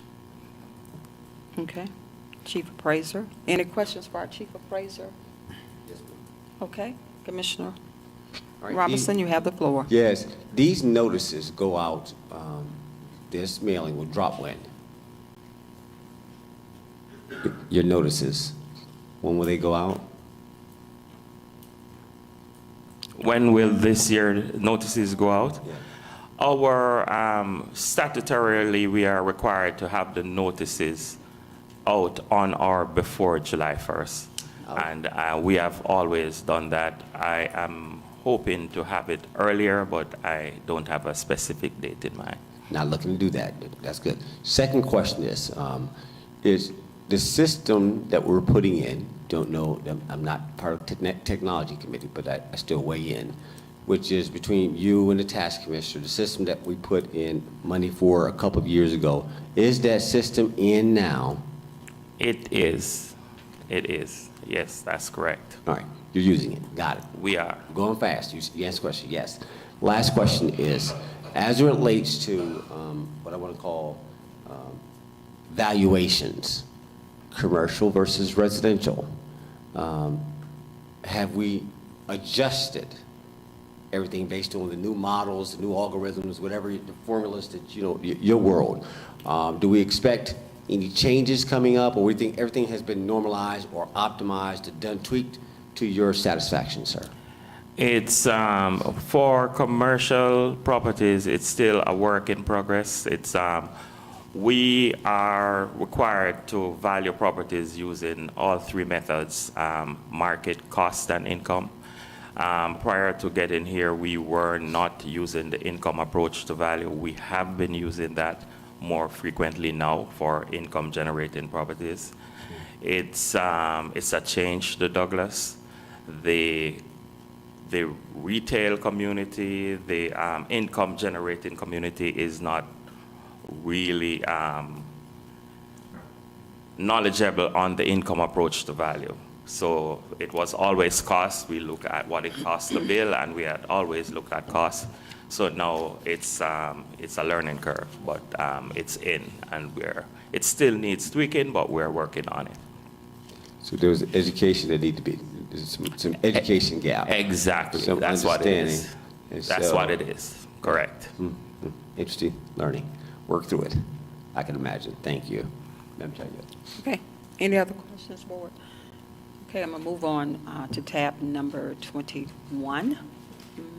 Did I just finish 21? I'm sorry. Tab number 22. Director Hardley. Again, thank you so much, Chief Appraiser. Tab number 22 is approval of a contract renewal with Carbine in Live or Live Universe in the amount of $9,500 to be funded from the E911's 2023 budget effective April 1st, 2023 through March 31st, 2024, and authorize the chairman to sign all related documents pending final legal review. You have the floor, Director Hartley. Good morning. Good morning, Madam Chair. Good morning, Board of Commissioners. Good morning. Carbine Sea Live Universe this is our annual renewal contract. The program itself minimizes response times and maximizes efficiency through improving situational awareness between the caller and emergency services during emergency and non-emergency situations, using live video, instant messaging, and uploaded images after initiating a link that prompts the caller's permission to share their location via the mobile caller interface. And that link only lasts throughout the duration of the 911 call. This technology uses Carbine location, advanced mobile location, automatic number identifier, and automatic location identifier. And it provides updates units in real time by dropping breadcrumbs, if you will, with the location changes. And that location can change via land, water, or air. Okay. Any questions, board? Okay. You have the floor. No, this is, thank you, Madam Chair. This is interesting. So we don't do this today. So this, like, again, I'm not a technologist, but you're saying, like, open up a link, like, what do they call it, Skype? I don't use it, but so it's a real situation. I would hit a link, and it does what? Show you what's happening to me right now? What are we really looking at here? Yes, so Carbine has their mobile user interface, and just say, for instance, you call 911, Yes, ma'am. and you didn't really know where you were, and we needed to get responders to you. Yes, We could send you a link to your mobile device, and you would grant us permission to be able to see that link so that we could update your location in real time to the units responding. Got it. No, I appreciate it, but I miss a lot of Ubers because y'all send me texts, but I can't see it. And I don't see how this would help me per se, but for the average citizen, I actually get this. This is so there you do. So what are the cases like? Is there data below this that supports like how does this make you better? Like, is there data that supports that we need this? Yes, there is data that supports that we needed, and we actually have some success stories. We recently had one where we had an Uber driver that had a caller, and the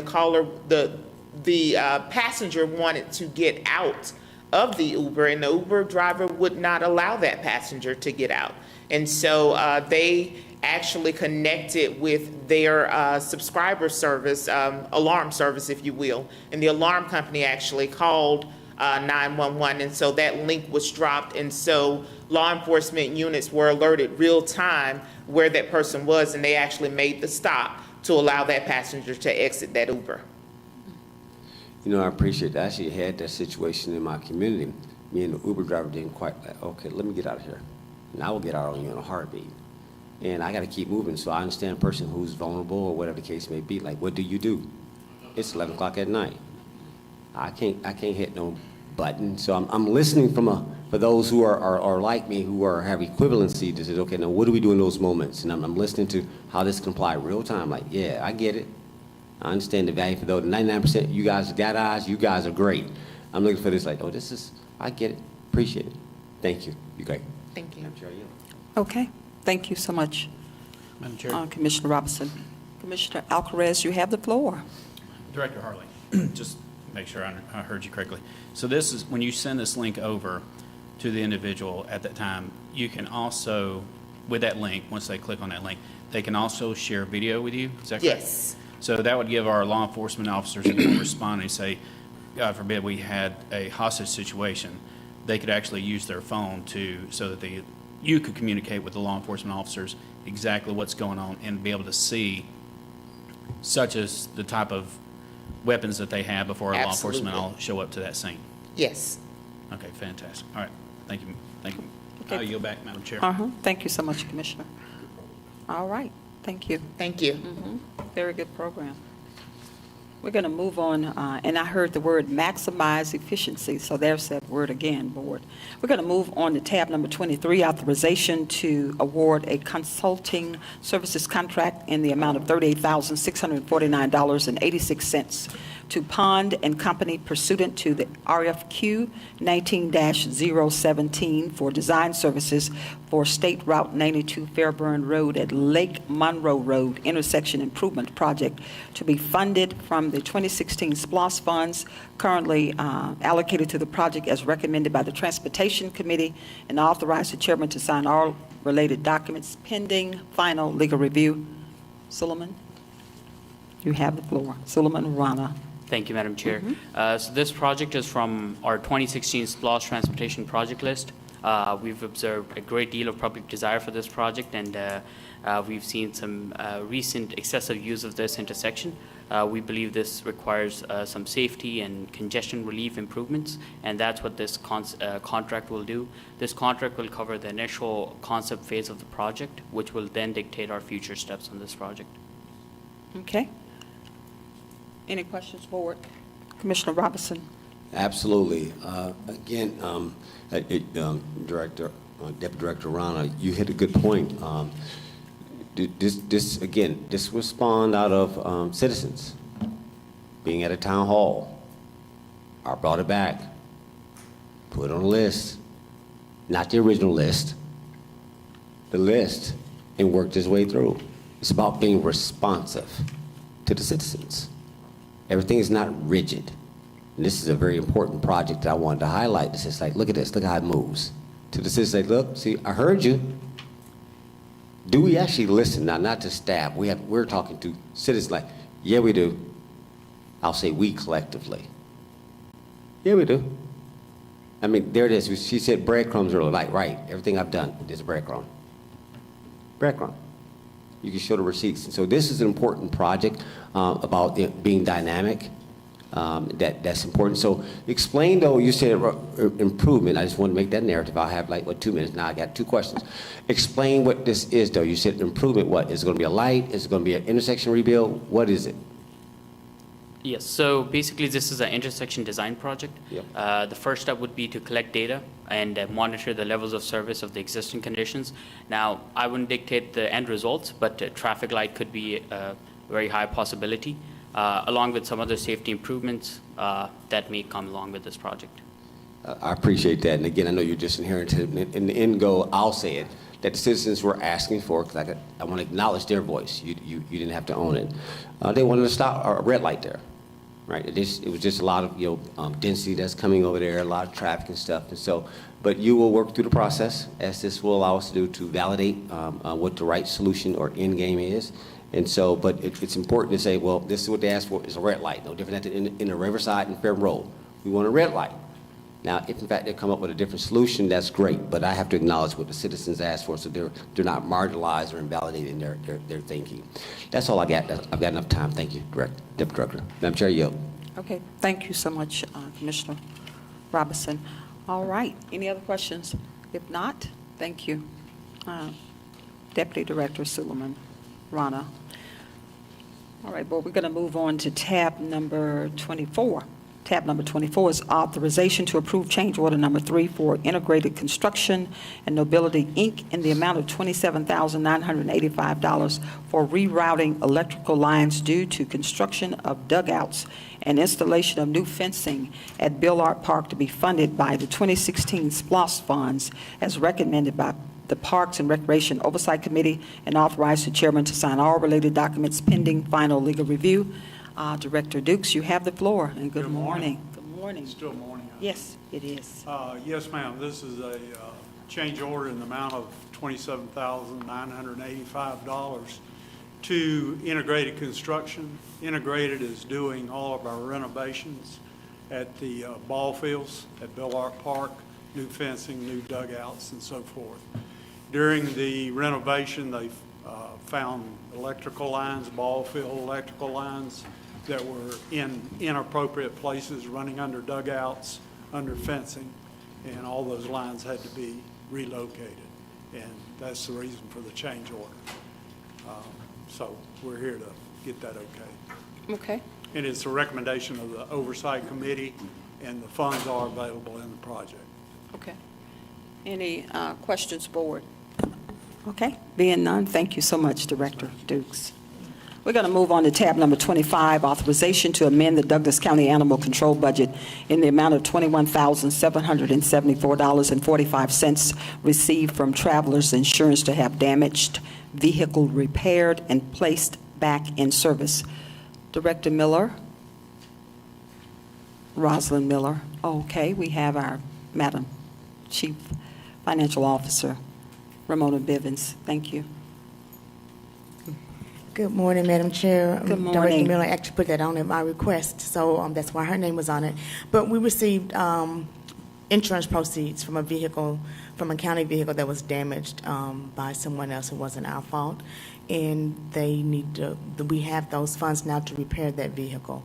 So we need approval from the board to amend that into the budget so they can go ahead and get that vehicle repaired. Okay. All right. Any questions, board?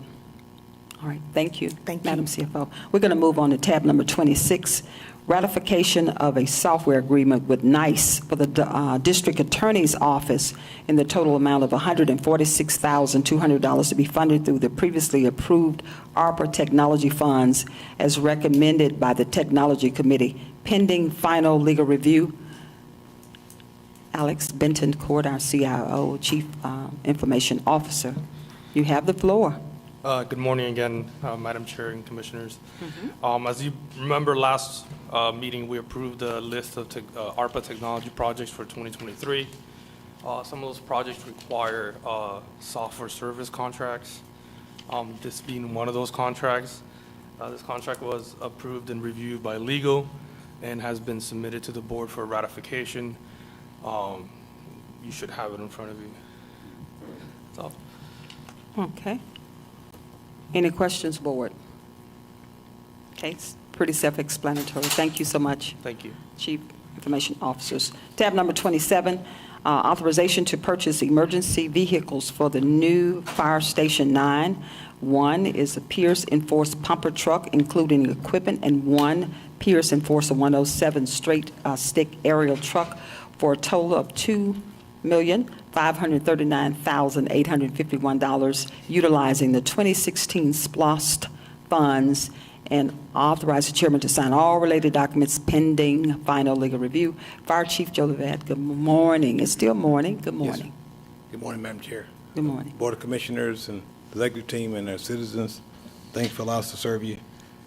Basically, we have a 4-base station, Station 9 that we're building. Well, we're getting in the process of taking care of. And the key is we only have 434 days left before that building is up and operational. And so the 3 pieces are the staffing, which is we have some good news on that in the future coming. The building itself, which we had a meeting last week with the architect, and everything's on schedule in terms of getting ready to get the final architect plans approved and out for bid. And then that last piece is the equipment. We have 4 bays, and right now we bring before you today to do a cooperative purchase agreement for a engine 9 and a truck 9 ladder. And we have, it's within budget, Splash 2016, and the total, like it says, $2,539,851. We do have $1 million budgeted in the Station 9 for equipment, and then we have a hold on 4 ambulances and 1 engine for an amount of $4.5 million that's available to assist with the remaining balance. And also we have, talking with finance, we have some reimbursables from the city of Douglasville at approximately $1.2 million that will help as well if need be. So we're within budget on this equipment using the 2016 Splosh, and we ask that it's considered for purchase for engine number 9 and truck 9. Okay. Any questions, board? Commissioner Mitchell, Mitchell, you want I'll yield to Chairman Robinson, because I only have one. He might cover it. Commissioner Robinson, you have the floor. Madam Chair. All right, real quick. So, good morning, Chief. So, I'm just, following your logic line. So, how much is this? 2 million?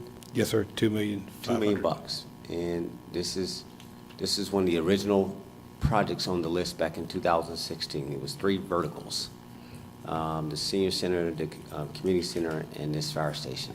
That's it. Everything else got amended through process, a legislative process by the board. This is educational. 3 things are supposed to go up: senior center, community center, this station. Right? This is for the commercial residents.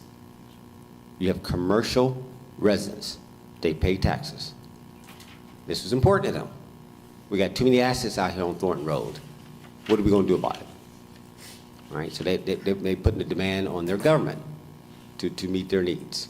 So this for that. So my question becomes simply, you're having to make up for something that's planned. So what do? We're stopping projects that were down, were we working on projects down the list and spending in such a way that, I'm trying to say, why do we even have to make it up? Why are we needing discounts? Why do we need money from other projects that we halting? Why do we need money from our CFO, whoever's being creative, to help us find money just in case?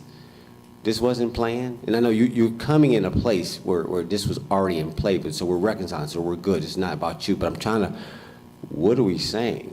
Because then that means there's something else downstream that got halted. That expectation was something just got compromised.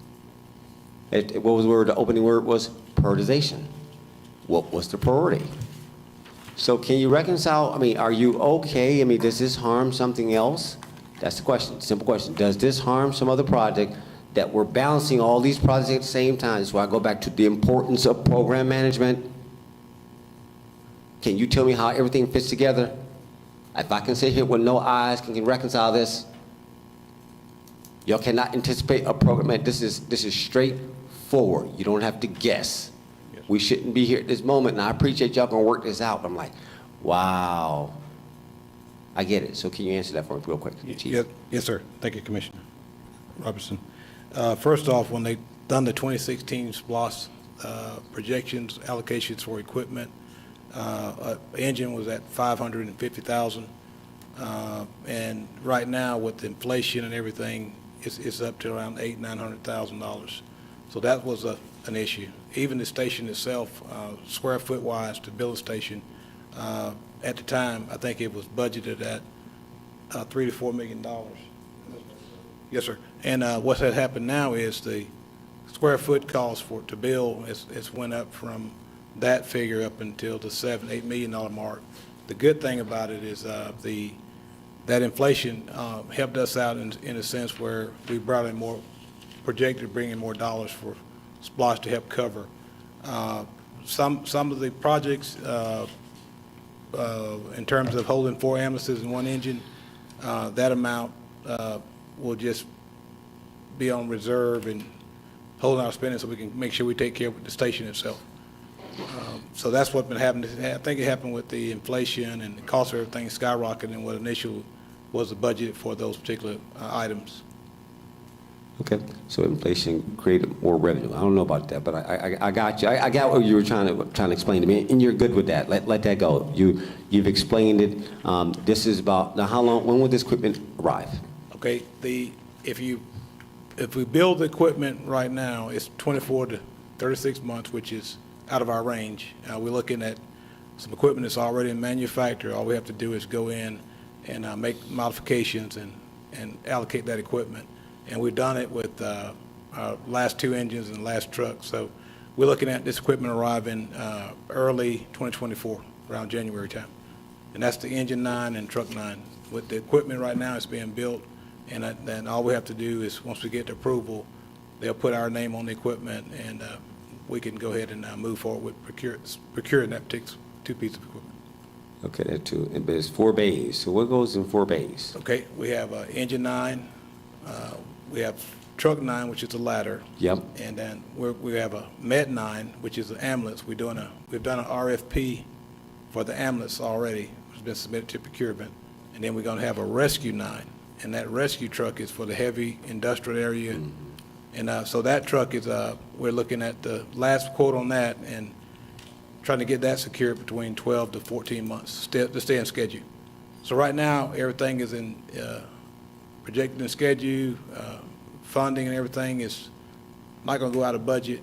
We did, like I mentioned earlier, we're going to put a couple of projects on hold to make sure we don't have any issues moving down the road. I talked to finance, talked to procurement, and even SPLOST coordinators and everybody, and everybody's in agreement with this projected plan. Right, so you're talking about that this station will open up, what, in June of 2024? May 1st, 2024 is our date. Yep. It's going to be a very, the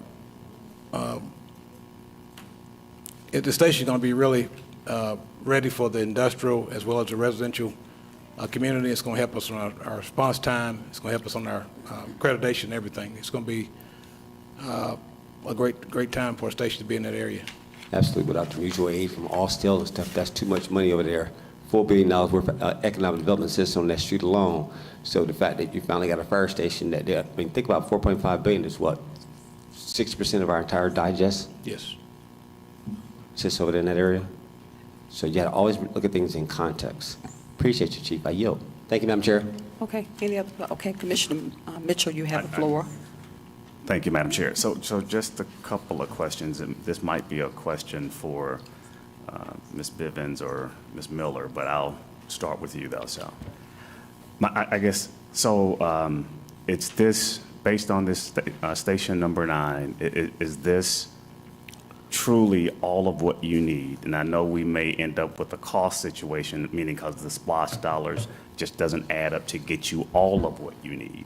But how close are we going to get there from your perspective? And then I'd love to hear from Terry and all these other guys, like kind of, are we going to get close enough to open and be prepared, or are we going to be, or the additional funds that came through the SPLOST has somewhat secured us in a safe space to say we've got enough funding, because inflation and everything else has took things off the Richter scale? Yes, sir. In terms of the SPLOST funding, we have the reimbursables, we have the holding of equipment, we have been locking down pricing right now, and we don't have to pay anything until the equipment actually arrive. Right. So that is in itself is not not going to be an issue. But the most important thing is the operation of that station. And I'm getting there too, though, yes. And we have a tremendous blessing on the table right now for operational costs in terms of personnel, which is the biggest cost of anything. So once it goes through the process, accepting and approval process, we're going to have right under $10 million to help with that part of it. So that the money's To help with the operational or to help with the build-out? the staffing. Staffing, because of the operational, okay, got you. And the build-out, we're following it real close with the SPLOST coordinators, with our finance team, and right now, everything is on schedule, within budget. As far as they're telling me, everything is okay. Ms. Roslin, you want to speak to that? Anybody? Ms. Rosalind and Terry. Ms. Biven and Terry, so.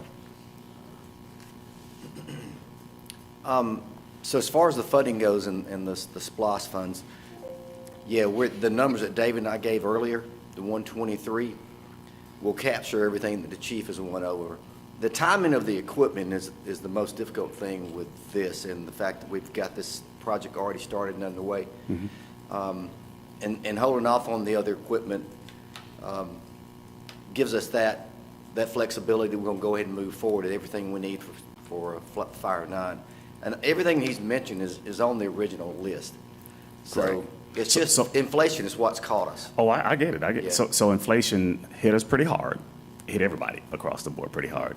But is there enough monies there now, even with inflation, to kind of get all the bays filled out and build the building and, all the bells and whistles? So when we get to the operational cost, which that's what I'm going to talk to Ms. Bivens and these guys about. So are we there with the funding for that out of the SPLOST? Yes. So there was enough additional dollars that came in that would offset. Are we going to lose something downstream, though, that because of the mere fact of it took a little bit more than normal? So I'm assuming we did lose something downstream below the line, as I would probably call it. And there's a possibility, just depending on again, we got these last 3 months of the revenues. Right. We're projecting $3 million, which is actually lower than what we've been getting, but I think Dave and I both feel, and finance too, that that's a safe projection at this point. It's possible, just like the other projects in parks and transportation that are technically below the line, it's possible that some of this equipment, all the projects are going to be built, but it's possible some of the equipment, and the chief mentioned that those ambulances, that they may drop below the line. Got it. And depending on where we come out at the end of March. So we're looking to be pretty close. But if you had to give a percentage. Real close, yes. So 95% there with the funding source of SPLOST to get them all the way fully loaded, or 95%. I mean, if you had to give a percentage of kind of where we are, what you anticipate. I know that this is all speculative. In the grand scheme of things, yeah, about 95%. Okay. And just keeping our fingers crossed for these last few months. Got it. Okay, all right, thank you. And I guess for Ms. Bivens,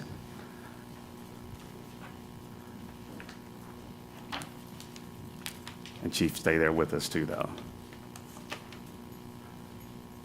So the chief mentioned something that I thought was pretty interesting, which normally that's kind of where I lean toward, is that operational cost.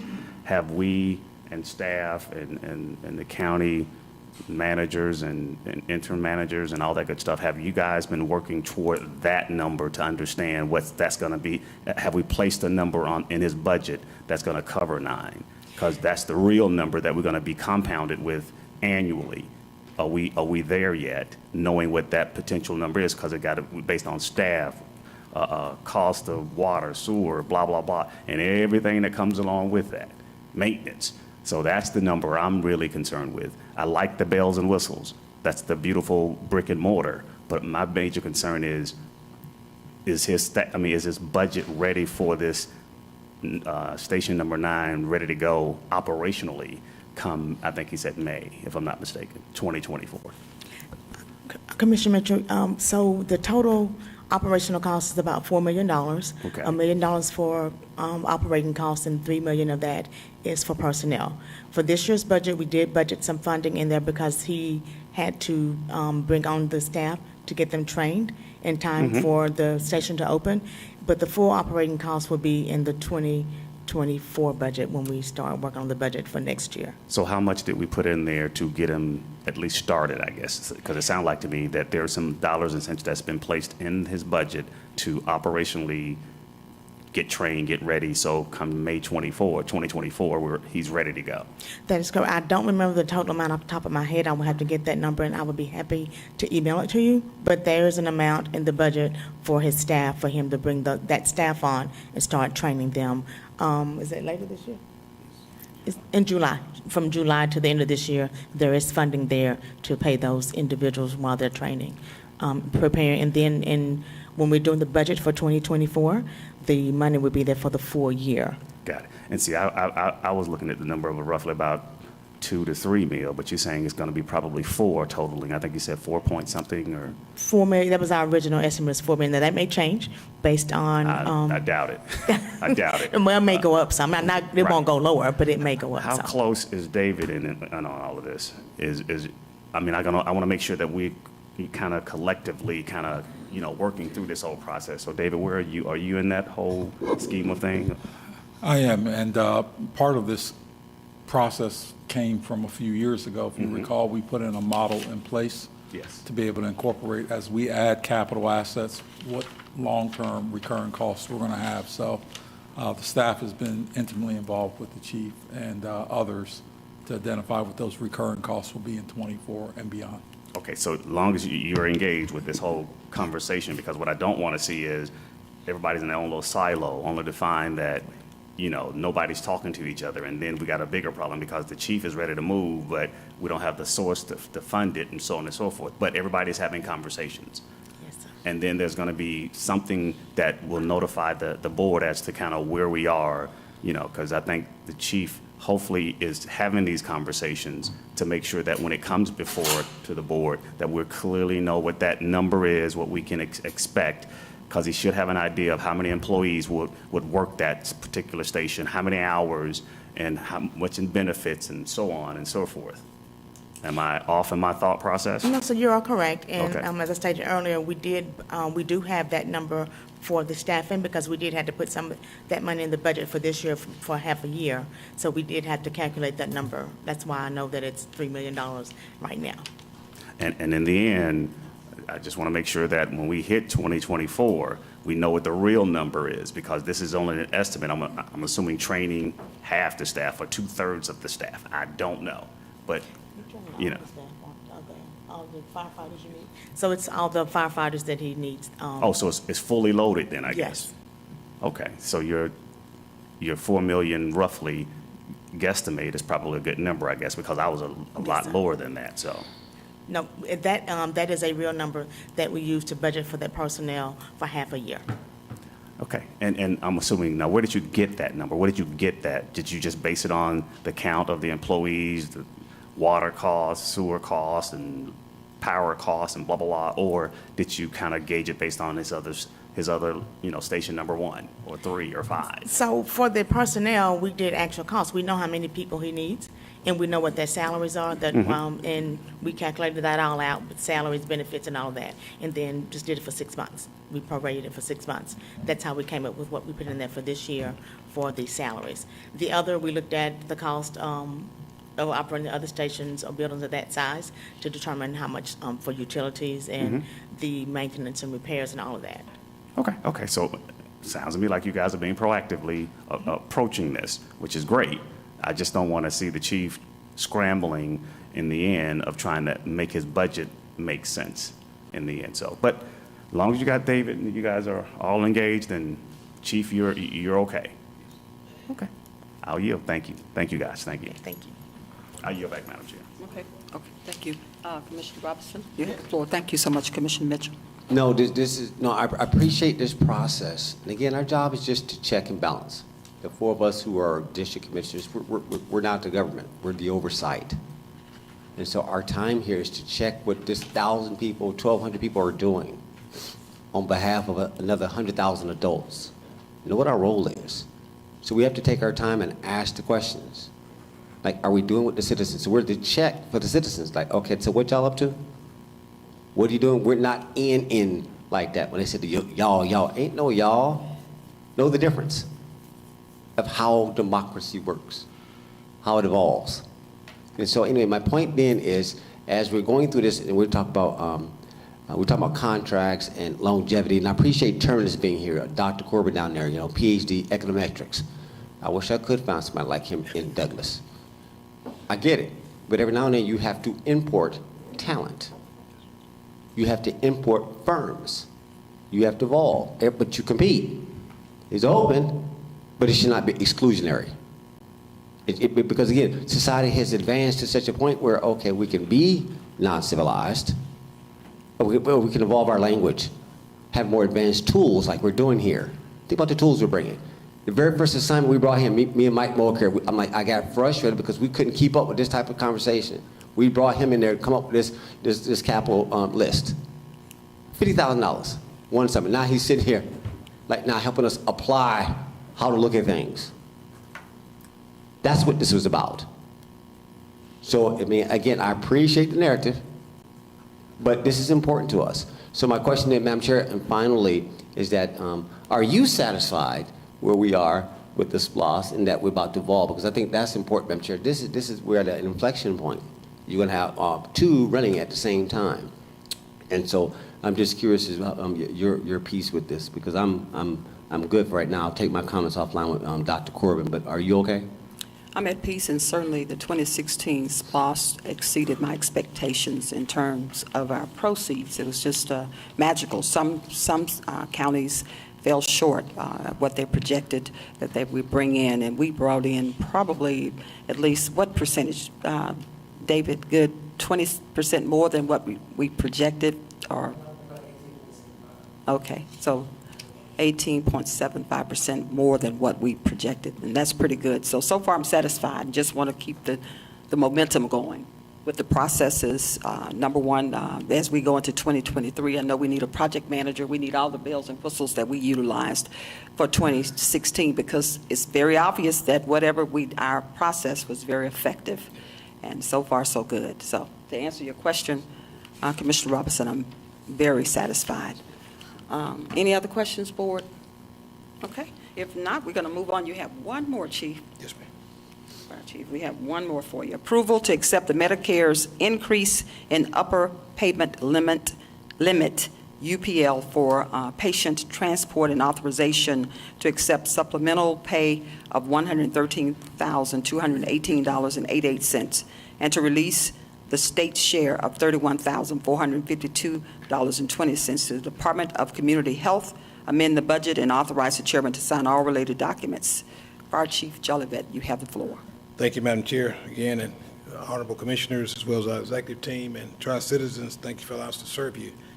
This is a payment that ground support ambulance companies or ambulance services they get based on the amount of ambulances they have that are licensed with the state. And right now we have 12 licensed ambulances, and each year the state will send a representative down to do a detailed inspection of the ambulances. And on last week, we got an A+ from the state. They came down and inspected our ambulances. And one thing that we try to do is make sure every day we're ready for inspection, because that can happen any time. So with that being said, we have 12 ambulances that are licensed, and what the government does is return back funding from different sources. And right now we have an opportunity to receive $113,218.88, and all thing we'll have to do is pay the state share, which is $31,452.20,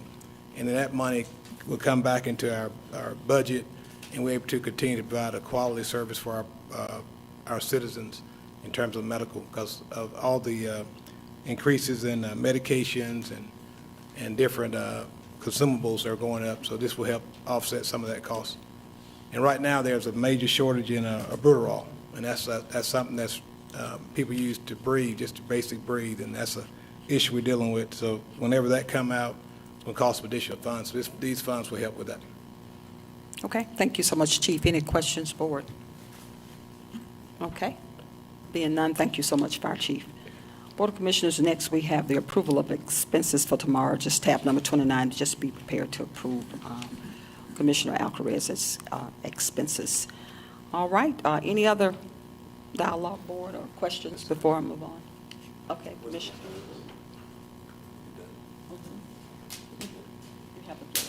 Thank you. You have the floor. Madam Chair, all right, I just got one discussion item as the board is allowed to put, any single commissioner to talk about. Is Allison out there? Is Allison? She is. Manager All right. Duncan. I want to talk about this video security camera, as we talked about last week. Thank you. Yes, sir. Come on down. All right, so this past week, I was in Washington, D.C., and of course, I had an opportunity to talk about a lot of different things. And so it's important I apply back what I learned. We just don't go to those things for the heck of it. That's another story. We'll do my town hall. You can hear that. My question is that I had a chance to talk to one of my colleagues from DeKalb County regarding their video cameras work and their efforts and their some outcomes and some learnings. I'd like to know the status of our effort in bringing forth legislation regarding video cameras in the community. Sure. So we have been working with our colleagues at the County Attorney's Office and the Sheriff's Department. We are going to propose in the ordinance, I think, a little bit of a pivot. Rather than applying the ordinance to all gas stations, all hotels, or any specific business, we looped in our GIS department, and on Friday we actually connected our GIS department with the technical side of the Sheriff's Department, and we had a conversation about the feasibility of them sharing with us the hot spots that they have in the county. So where they're seeing a lot of what, and forgive me if I get my language wrong, but I think it's Part 1 crimes, so those are the very serious crimes that they're seeing, as well as the sites in the county where they have repeated calls for service that actually turn into reports of crimes, right? So rather than just kind of looking at one specific type of business and writing the ordinance in such a way that it only targets one type of business, we would be working with the Sheriff's Department to share data so that every 6 to 12 months they would be providing us that information, and we would then have an ordinance that would implement the camera system based on where the most the increased level of activity is happening. So that's what we're working on now to present. If it is the will of the board, we can always go back. If the board decides, no, we would really like to focus on specific business types, we could always modify the ordinance to say that. But we think that this data-driven approach is probably something that in the end is a little more defensible when we actually look at how our data compares with maybe other jurisdictions that are trying to attack this from a similar situation. No, I appreciate that. And that was one of the learnings from one of my colleagues on the east side of Atlanta, is that they didn't use data. They just came up with the ordinance because they could. Now, your leadership, and again, I agree, we're data-driven. Of course, my heart is after data. And we learned some things in it, didn't we? And so when will you release it? Because I'm always curious. It's important. I ask for information. My peers can ask for it. And every now and then I forget sometimes to include them in my ask, but they have the same power. But talk to do you have that data that you shared with me that I asked for, which is like, okay, so where was the concentration at? Are you ready to release that yet? So we have the call data for the gas stations. That was our initial analysis. And then as we've worked with the Sheriff's Department, the conversation on Friday was if they could turn the data over to our GIS department so we could actually correlate the data to the specific locations so that we could map it. I don't have that today, but I anticipate that that's something that we will receive this week. No problem. I just think that would be part, obviously, the public, when we get to the point of a public hearing, because again, one more time, we don't have to get ahead. We're not going to dictate this. You allow, as stakeholders, you allow the commercial, whether it's the hotels, whether it's the gas stations, whether it's convenience stores, and what was the new name you came up with? I believe the name is monitored businesses, which is actually something they use in the DeKalb ordinance, right? So they do consider that in the DeKalb ordinance. Their frequency is a little bit more than what we understand from our Sheriff's Department would make sense under our ability, to manage our data. But so that's what we're trying to figure out is the frequency, how often we would look at that. And again, without getting too much into the weeds, I've learned a lot more about their process for data collection and how they work through, these series of of criminal investigations, and so I think that's very helpful. But again, ultimately, our goal is to present something to y'all that we believe is defensible, and again, doesn't just capture kind of one type of business, but looks broadly at where we have the activity happening, regardless of whether it's a fast food restaurant or an industrial building or a truck parking lot or a warehouse, any of that kind of stuff. We want to make sure that we're targeting where crime is happening. No, I appreciate it. I got a comment from one of my, somebody was on Facebook, it's probably a troll, but, you know, I do listen if it makes sense.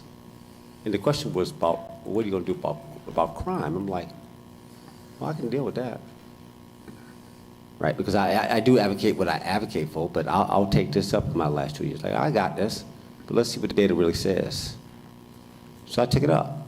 And so this is really about prevention.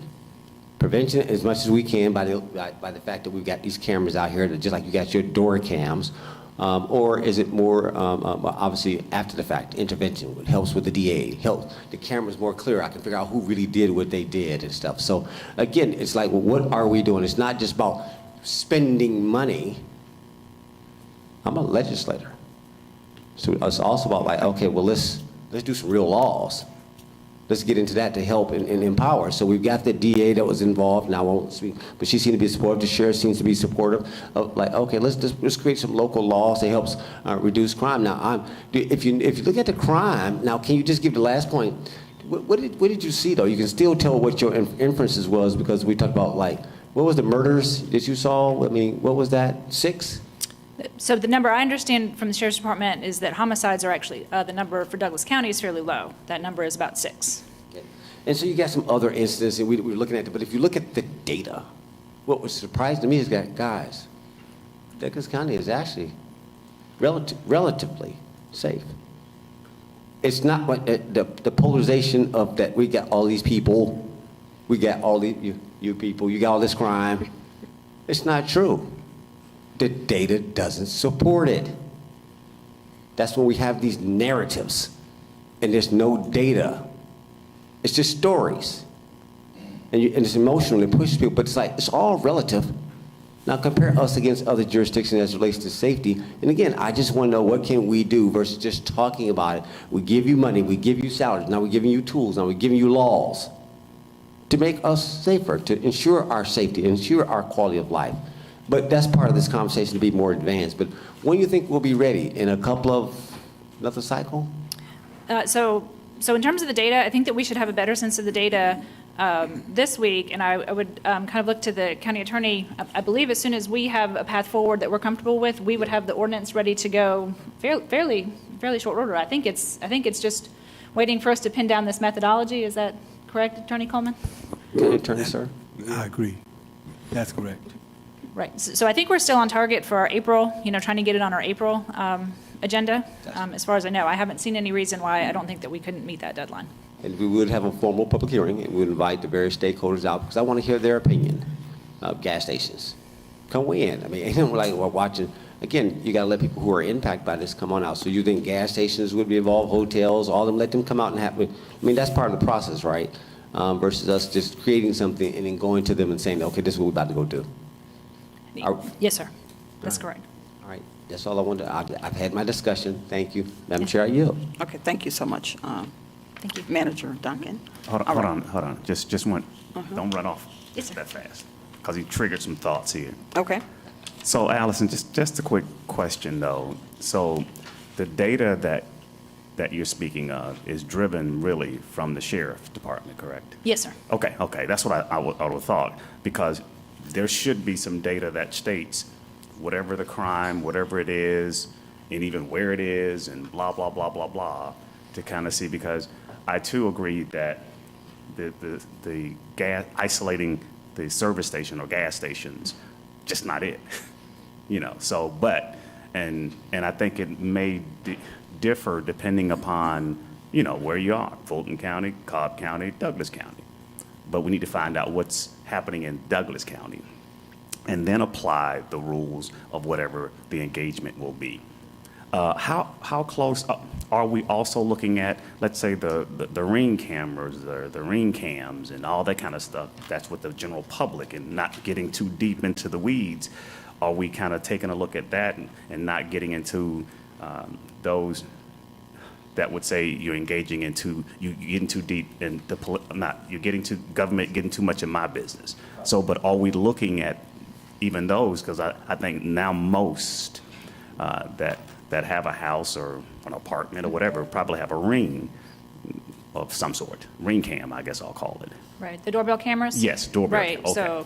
so your question is, are we looking at some sort of requirement for doorbell cameras? No, in are we certain looking at instances? all of that? Are we looking at, first of all, with the data that hopefully the sheriff will, kind of bring to the forefront of, here's where things, and this is what is actually happening, and it's just not happening at the service stations.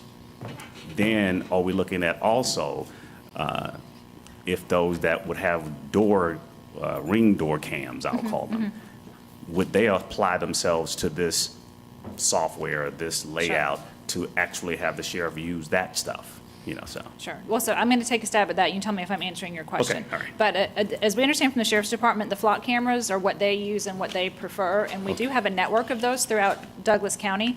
But we understand that the cost of installation, as well as the ongoing monitoring costs, there is a fee associated with that, Got right? So we've had conversations with the Sheriff's Department about, instances where that system may and may not be appropriate, right? So we're still kind of trying to understand what that may look like in certain instances. And then, quite frankly, the flip side of this is not just looking at current businesses and sort of going and saying, hey, you guys have a problem and we're trying to address it. It's looking at, say, new projects, bigger projects of a certain scale when they come in. Is there a way that through the zoning process we can sort of say up front, well, hey, we think that you need to be doing a better job in working with the Sheriff's Department up front. So that's one piece of this that's been really constructive as we've been kind of having this dialogue back and forth. I think the second piece of this, and this is where the county attorney's office has been working on this a little bit more than I have, but I've had some conversations with our IS department about what exactly does that technology look like, and then I think the county attorney's office has gotten a little bit more into the detail about what would those requirements be for the technology. So like, for example, the flock cameras only store data, I think, for 30 days, right? So if we wanted data to be stored for 60 days, that would be a different system. Understood. And so I think that that's where, and I don't know, Attorney Coleman, how much information you may have about the specifics of that today, because I know I've been working most closely with your staff members, but I think that there would be some minimum standard that we would set in the ordinance that says, we're looking for these parameters, right? It would be how long the data is stored, the coverage of the property, right? Because again, in working with the Sheriff's Department, understanding is that a lot of properties have some degree of coverage, but they just don't have maybe the total coverage that they would be looking for. So that would be one piece that we would probably write into this. And then I think another piece that's been, again, to me, really interesting to explore is how do you save the 30 or 60 days worth of data, right? Do you upload it to a cloud? Well, we know there are certain parts of this county that are challenged with having, the internet capabilities to have high-speed internet and things like that. So I think that's another consideration that we have to, And we have look to make at. sure that it doesn't cost, is it a cost to them? If so, In addition then, to cost. what is that? Or who share and or take part in that cost? Right, because again, to your point, is that an on-site server on the property to store the data, or if you're uploading to the cloud, that's where the internet conversation becomes, relevant. So I don't know how much time you want to indulge me in this conversation here in this forum. I was just in general. I was just, Yeah. Commissioner Robinson just kind of triggered some other thoughts of mine to add to this conversation, and that is, kind of how we're going to be proactively getting there, which you guys are trying to get there and trying to find the data that would actually stimulate you to go in whatever direction that there is, and how do we not make it a burden and or a cost to that business or the citizens, and how do we include the citizens? I'm just adding that component to say if the rings are things that we can add to the system to make this, safer and get public safety engaged with that. How do we do that? But I know some would say, I'm reaching, Sure. Government is getting, reaching into my business, and then that conversation will change, the narrative will change. Well, no, I don't want them, taking my data from my ring. Okay, so, but okay. Fair enough, yeah. But the good part is we're at least having the conversation with the sheriff and others on trying to figure out how can we make Douglas County safe Right, absolutely. or safer. Yeah, so I think at the end of the day, we're kind of looking at a couple of key things, right? So we always look at, is the cost of the regulation commensurate with the public benefit, right? So I think that's part of the reason we've kind of proposed this pivot to say, well, here's where we can show the public benefit. We can show the area where crime is happening, right? So rather than passing an ordinance that just says all gas stations, if the crime is happening at a different type of business, we want to make sure, that if we're going to go to the extent of actually requiring, under the premise that we are requiring this because we can demonstrate it's in the public benefit, we want to make sure that we can show the nexus of those two things, because again, beyond that, we want to make sure we're crafting a defensible ordinance, right? Because at the end of the day, I don't know that I'm doing this board or this community favors if we put something out there, that isn't crafted in a way to be thoughtful and authentic to Douglas County. To your point, that our peers in other jurisdictions, they look at their jurisdiction and they solve those problems for their jurisdiction. Correct. And we need to learn from their process, but we also need to make sure we're doing something authentic to the issues that we have here. So those are kind of the two things that we're focused on. But again, we always welcome the feedback, and the dialogue, because that's what I think has made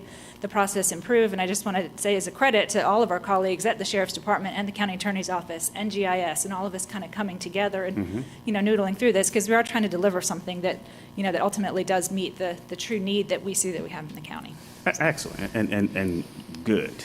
Great job. So if we continue this, just keep all of those things in mind, and then when we come up with whatever that is, then we kind of move in that direction as to why, and here are the benefits that really would look at the citizens' public safety, the safety of the citizens, and I think that's what's most important, because that was the cry from the citizens of Douglas County, is that, they want to feel and know that they're safe, in Douglas County. And I think that's what they're not feeling.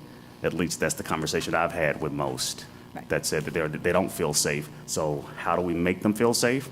By creating these types of, situations, I guess. So, but thank you. Awesome. Good job. Cool. Good job. Thank you again. Madam Chair, I yield back. Thank you so much, Commissioner Mitchell. All right, thank you so much. Okay, thank you. Manager Duncan. All right, Board of Commissioners, we've had our discussions. Certainly, I'll tap on the shoulders of our attorney. Attorney Coleman, do we need to go into executive session? Madam Chair, I would recommend executive session to discuss potential litigation as well as personnel matters. Okay. All right. Board of Commissioners, do we have a motion to go into executive session? Make a motion, we go into executive session. Do we have a second? Okay, second. We have a motion and a second. Board, any discussion? We have a motion and a second. When I call your districts, please respond accordingly. District 1? Yes. District 2? Yes, ma'am. District 3 is not here. District 4? Yes. Chairman, yes. We have a 4 unanimous vote to go into executive session, and the motion carries. Citizens of Douglas County who are watching us live, the Board of Commissioners will take a pause for the calls to go into executive session, and then also our citizens that are here and our directors, we ask if you could just exit the Citizens Hall, and we will return momentarily.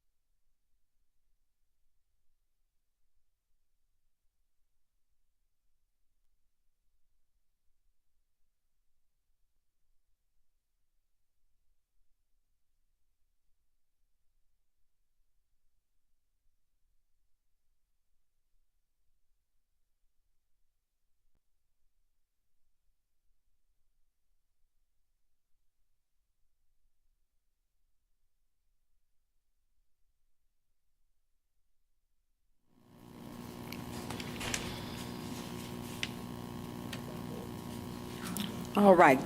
Board of Commissioners, we will resume our meeting. Thank you so much to the citizens of Douglas County and also the Board of Commissioners and our directors and managers for participating in this work session today. We covered quite a bit and we were pretty successful. If there's nothing else, any other discussion, board? If there's nothing else to come before this body, this meeting is adjourned. And we do have our legislative voting meeting tomorrow at 6 o'clock, which will be Tuesday, the February 21st, 2023. And the meeting starts at 6 p.m. and it is our legislative voting meeting. So citizens, we look forward to you joining us. If there's nothing else to come before this body, this meeting is adjourned.